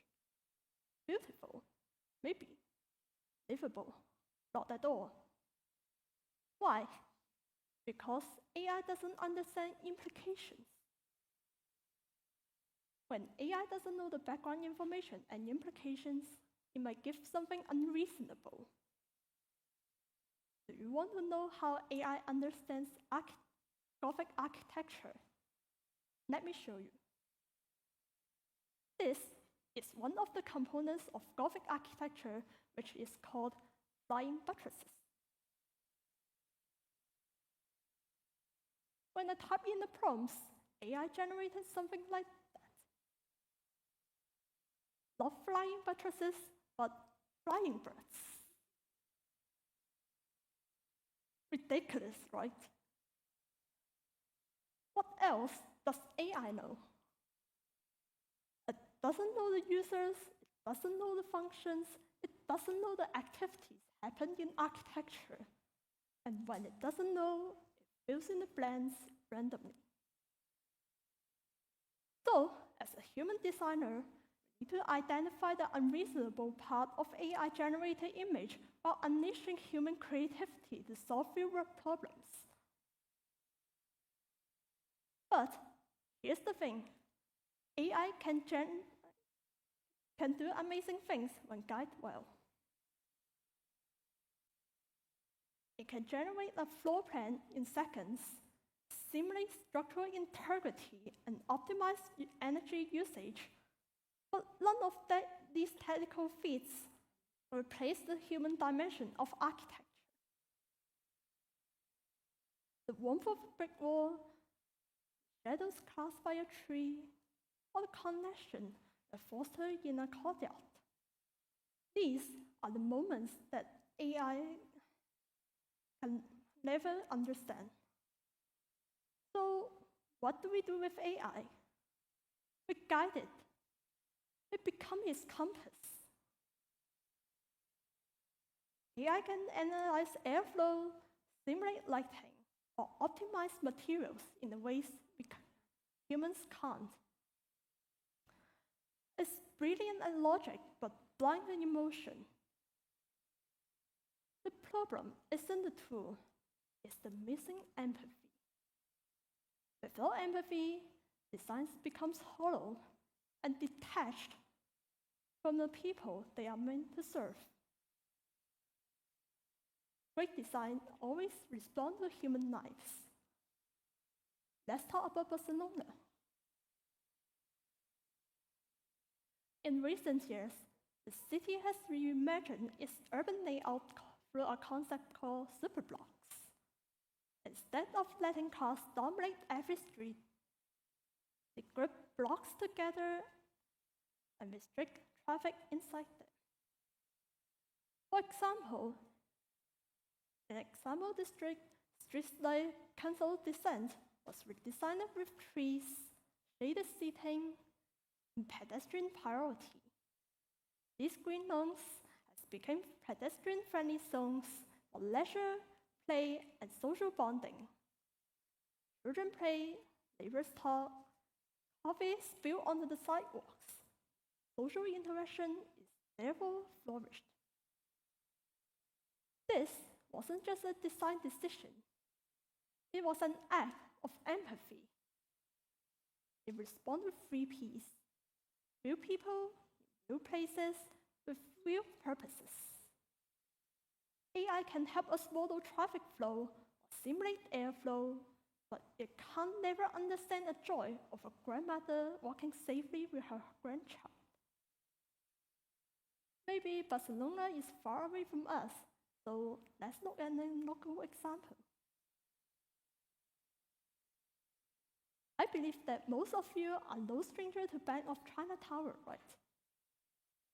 But do you know how this formed and designed it? As standing design of the tower symbolized upward growth and prosperity, reminiscent of a bamboo shoot, which represents strength and resilience. In Chinese culture, the overall design of Bank of China Tower is widely recognized as a harmonious blend of modern architecture with traditional Chinese design principles. Creating a landmark is both cutting edge and culturally significant. If you ask some AI to blend bamboo and building, probably AI will give you something like this. Well, you can't say it is wrong, but is it really the product that you expected? Think about it. Can AI ever truly understand the story behind the Bank of China Tower or the spiritual meaning that is bestowed upon bamboo? Obviously not. AI can never notice these details and generate an image that integrates all these elements together. These nuances are deeply human, and they remind us why architecture must remain a human-centered practice. These are not just structures. They are solutions, not just shapes. They are acts of empathy. AI can help us model them, but you can't know or feel why they matter. This is our generation's challenge. To harness AI's precision while staying grounded in the poetry of human experience.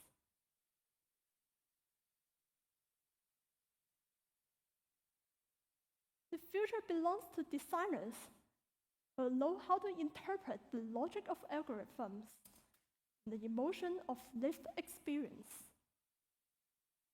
AI itself won't replace designers, but designers who know how to use AI will replace those who don't. I used to fear being replaced. Now I fear being disconnected. Disconnected from the people I designed for. Disconnected from the place I love. Disconnected from the feelings that make architecture meaningful. So I always keep reminding myself, I'll use AI, but I'll never depend on it and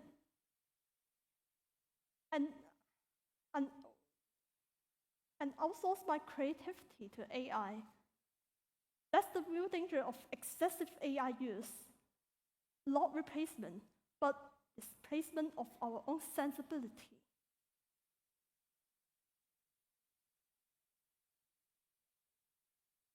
The real question is not whether we should embrace AI, but how can we make it work for us without losing what makes our work human? Next time, when you see an AI-generated design, or you ask AI to refine your design, don't just ask, "It's beautiful." Instead, ask the three-piece with an empathetic mind, can this design respond to real people, real places, with real purposes? That's the distinction. That is where true architecture begins. Thank you.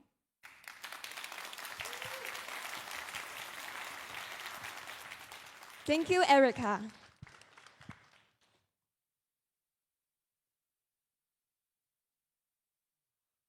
Cherry, you know, I agree with the MC that came last time. This place is huge, huge, huge, huge.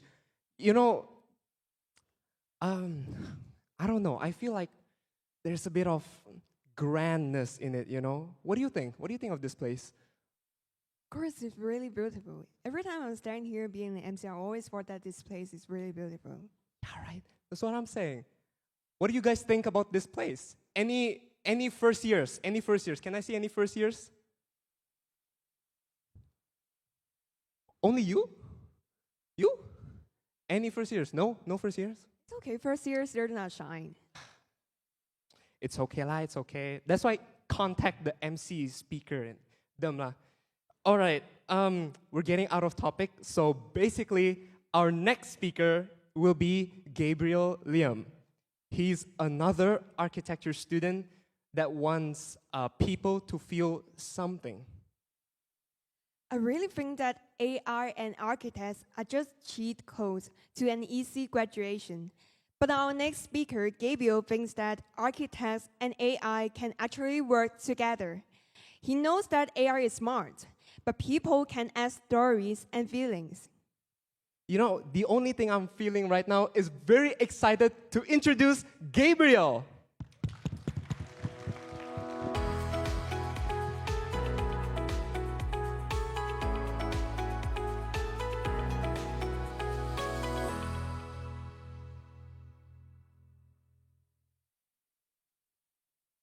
There at this one time, when I'm visiting an aquarium with my ex-girlfriend, I see the moving shadow cast through the water, the dim blue light, and the fish dancing.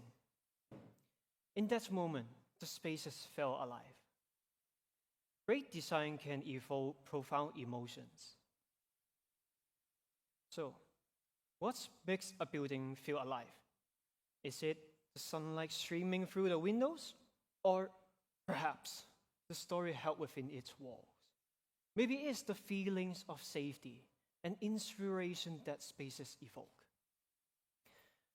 As an architecture student, I'm obsessed how spaces can stir emotion. And what happens when AI becomes part of this creative process? And can a machine truly grasp what makes a space feel human? I see the relationship between architects and AI as a partnership, a delicate dance between emotion and logic. It is not about one replacing the other. Rather, it's about learning together, to work together.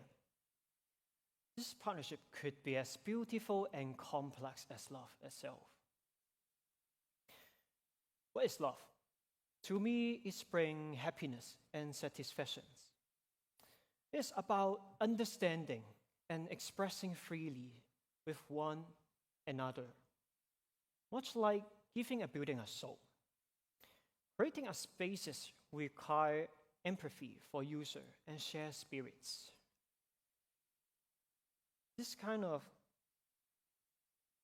And during my time as an exchange student in Norway, my classmate and I create a warm studio from an empty space. Using discarded furniture, we share laughter and creativity, highlighting that human design is about stories and memories, not just a physical things, and AI could not replace that. Wow, AI excels in efficiencies and able to generate polished design. It lacks emotional depth or storytelling. Despite its limitations, AI plays a crucial role in architecture, especially in data analysis. It acts as a rational partner in this relationship. In my own experiments, misunderstandings arise because we cling to our ideas. And under some time, rational communications are essential for resolving conflicts. Similarly, a building must consider many factors, like community needs and environmental impact. I foresee a future where AI designing buildings is cost-effective and sustainable. But is the idea truly perfect? If a partner mirrored you completely without disagreement, would this relationship feel meaningful? Looking ahead, AI could address global challenges like designing sustainable housings or adaptive spaces for climate change. Yet, this solution requires a human touch and understanding of culture and empathy.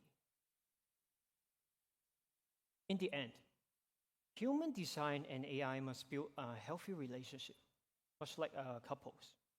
They should appreciate each other's strengths and weaknesses, evolving together. This balance is vital, not just in architecture, but for humanity.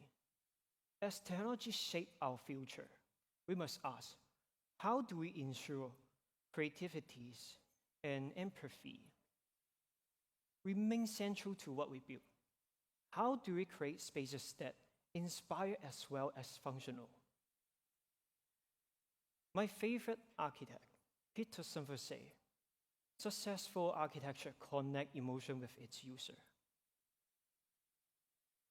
Remember, AI is a partner, not a replacement. Together, we can build a future that harmonizes reasons and emotions, where every space tells a story, where every building feels alive. Thank you.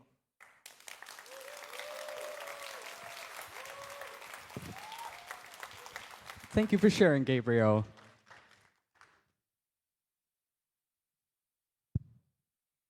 Adrian, don't you still keep Coco in your house? Who's Coco again? You know, the teddy bear you used to cry on when your crush rejected on you. All right, we're getting a little too personal over here, but no, I did share it with family a couple of years ago, just like what our speakers has planned to do today. Vincent Ho and Cindy Ko, they are UX designer working on toys waste problems in Hong Kong currently. Their project, Swap and Roll, is about more than just recycling. It's about making families happy and helping them share toys. They believe that empathy is very crucial in design. They have spent a lot of the time talking to parents, listening to their worries, and eventually they have found their own ways in sharing toys. So, without further ado, let us welcome Vincent and Cindy.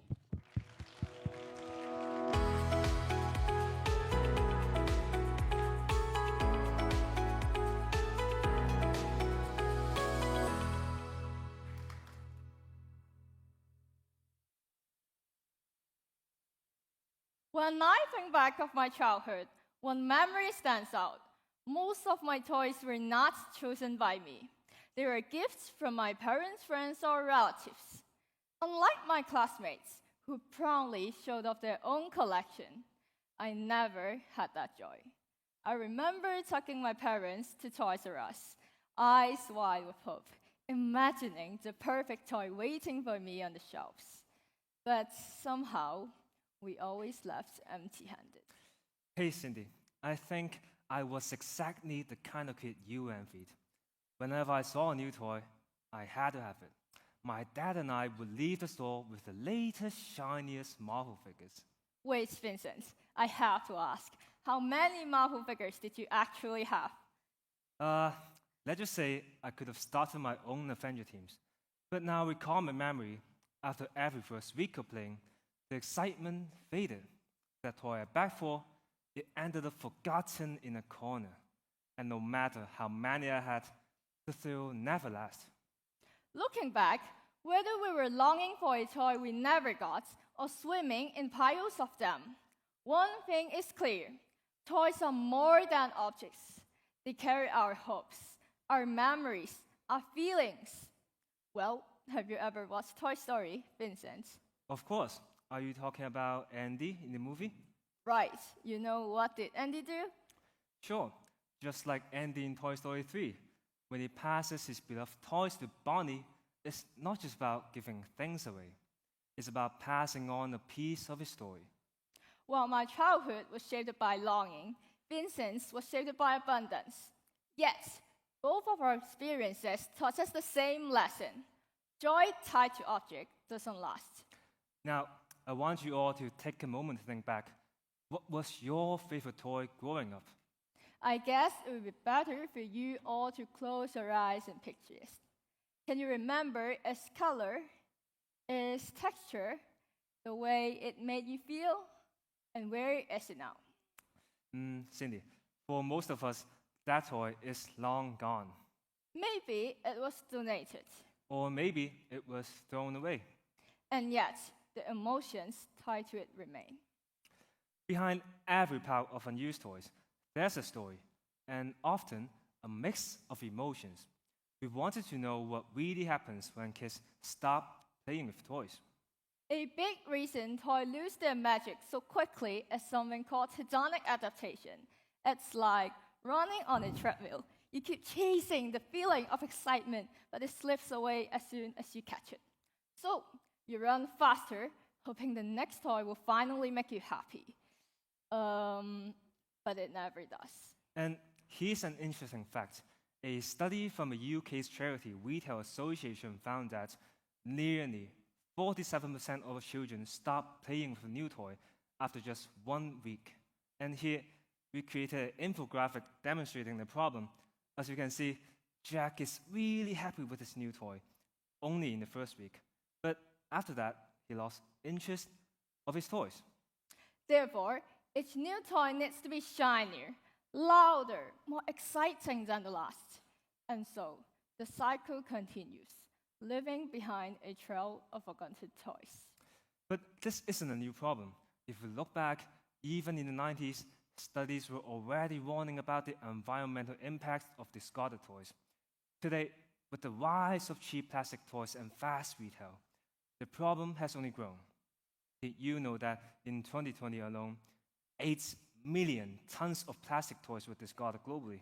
Wow, Vincent, that's a huge figure. It's equivalent to 800 Eiffel Towers stacked together. Now, let's picture this. A child tearing open a brightly wrapped gift. They are sparkling with joy as they clutch the new toy. Now, fast forward a few months, that same toy, once loved, now sits abandoned in a dusty corner of the room. Its colors fading, its story cut short. If we multiply this by millions, you can imagine the staggering emotional and environmental toll. That's right, Cindy. But while kids outgrow their interest, parents face a different struggle. We found that over 80% of parents in Hong Kong throw toys away when they are broken or no longer suitable. My parents did the same. Into the trash they went. And it's not just about disposal. When we spoke with parents, many shared a surprising emotion: guilt. One mother from a local family, Lily, told us, "I feel guilty throwing toys away, but I don't know where to donate them." That helplessness isn't rare, it's incredibly common. And when donation options are unclear or inconvenient, frustration builds. Parents told us they want to give toys a second life, but confusing rules, poor communication, or lack of trust in the system hold them back. What could be a joyful act of sharing becomes a stressful chore. So, toys pile up. They become a quiet graveyard of forgotten joy. Not because families don't care, but because the current system don't make it easy or emotionally fulfilling to children. Now, how many of us have donated something but felt unsure about whether it could actually help someone? This gap between giving and trust is where design can make a difference. What if, I'm just saying, what if there was a better way? If we want people to embrace sharing, the process must feel good. It can't just be practical. It must be emotional. It has to connect with people's values, motivations, and even the small concerns or obstacles that hold them back. These challenges led us to imagine a better way. That's when we began designing Swap and Roll, a solution to make toy sharing easy and joyful. And that's also why when we started designing a solution, we focused on more than just logistics. We focused on the feelings. Because empathy isn't just about solving a problem. It's about understanding the people behind it. In the end, these small frustrations, guilt, confusion, hesitation become our guiding light. They helped us see that the real issue isn't just toy waste, it's the emotions around it. As user experience designers, this shift has completely changed how we see the problem. We realize that creating meaningful solutions means going beyond the surface, beyond the objects themselves or the visible waste. We must understand the people behind them, their stories, their emotions, and their behaviors. With this deep understanding of the emotions and challenges families face, it provided a solid starting point. We asked ourselves, how might we create a system that reduces toy waste while also making the experience feel joyful and meaningful? As we proceed to explore more creative solutions, one insight stood out. It's hard for kids to say goodbye to the toys. They're not just objects, it just feels like losing a friend. It's a sidekick in the adventures, the confidant in the quiet moments. It's about letting go of memories and feelings. That's why, for child users, we utilize an interactive way for them to say goodbye through creativity and play. Instead of just dropping off a toy, children can draw their own toy and bring it to life with AR augmented reality. What I'm talking about is our newly designed concept, swap and roll. And this isn't just about kids. For parents, it turns what might feel like guilt into relief. They're not just decluttering, they're teaching their kids the value of sharing and sustainability in a fun and engaging way. And based on more users' emotions and their everyday journeys, we start to think of more interesting ways that are tailored to tackle their everyday needs, motivations, and struggles. Picture this. A parent uses our app, uploads a toy, and it's automatically matched with another family based on age, interests, and needs. And most importantly, every toy finds the right home. There's no confusion about donation rules. No wondering, is this good enough with the use of the fast, accurate, and smart filter? It's simple, it's safe, it's joyful. Now, we all understand rewards matters, right? Well, let's ask the audience, who here has ever collected points on an app or card? Maybe give us a quick wave. Oh, I'm one of you guys. My phone is loaded with sorts of reward apps. That's why when we started designing a project, we think reward system or attraction is always can be helpful or crucial for design and for users because of its impact for users' motivation and most importantly, a sustained participation. Every time a family shares a toy, they earn points that can be exchanged for rewards, like grocery discounts.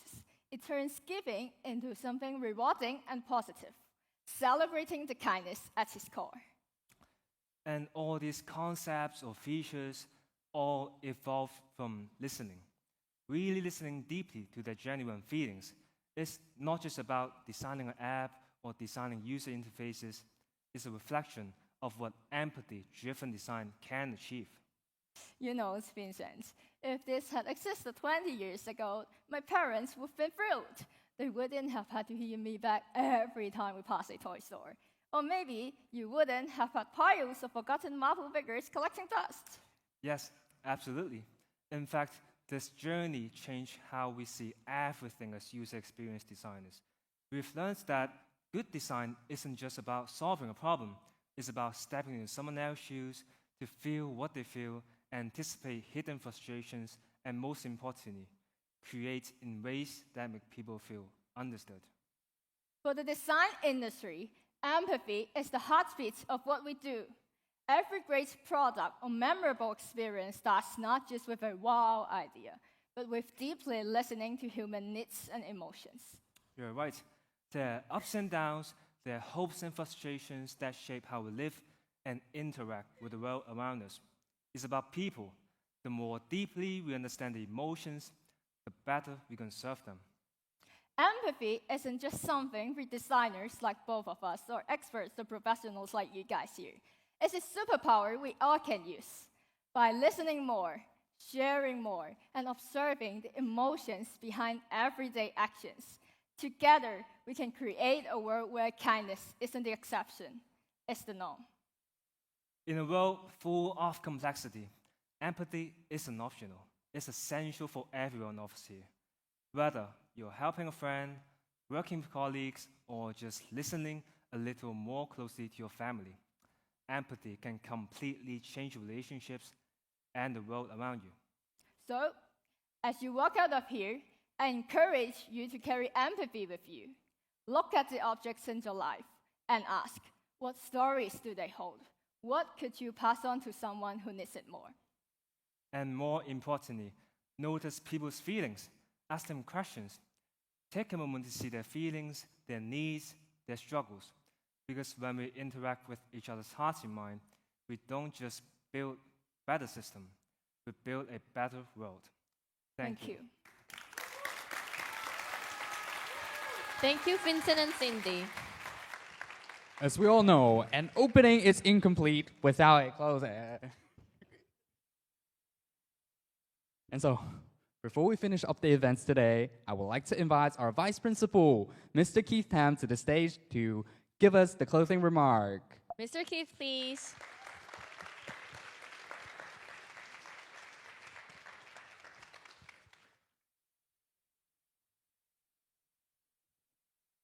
Hi, nice to see you back here again. I haven't written a script for this, so this is going to be impromptu. And I hope you've gotten some insights from our students today about, AI is not something that we need to be fearful of, but with humanity, we can actually overcome all of these worries and, apprehensions about this technology that we still don't know very well. And I remember standing in this red circle 10 years ago as a TEDx speaker. I remember how unnerving it was, and I really want to congratulate our student speakers who did really, really well today.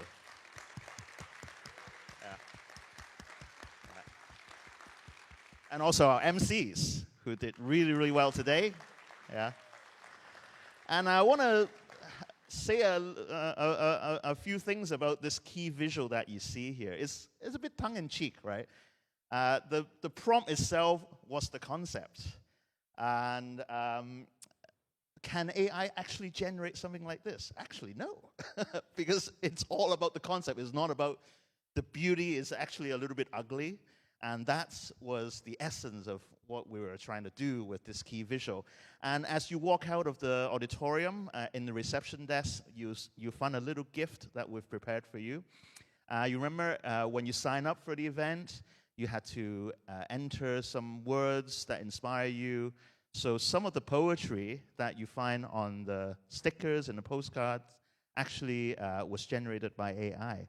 But you decide how you want to interpret that, and you can actually do some customization with the sticker. So have some fun with it. And last but not least, I want to thank all of our crew here as a cross-disciplinary, cross-departmental collaboration. So without this really brilliant team full of sparkle, we wouldn't have been able to do this. So let's come up to the stage, yeah? Well, MCs come out as well, yeah? And, yeah, come onto the stage, yeah? So we have Language Center, Student Development Office, we have Digital Media, Communication Design, Architecture, Interior Product Design, External Affairs Office, all of us working closely together in the past few months, actually, to put this production together. So it's been a brilliant team. It's been a brilliant experience working together. And thank you so much, everybody. Yeah. Thank you, Mr. Keith. And thanks to all of our speakers for sharing their ideas and stories. Please give them a big round of applause.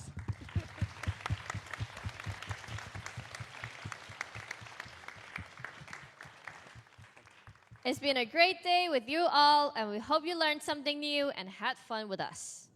Remember, ideas can change the world, even yours. So take what you heard today and use it. And so stay curious and open to new things. Thanks to everyone here, online and offline, for joining us today. See you next time. Bye-bye. Bye-bye.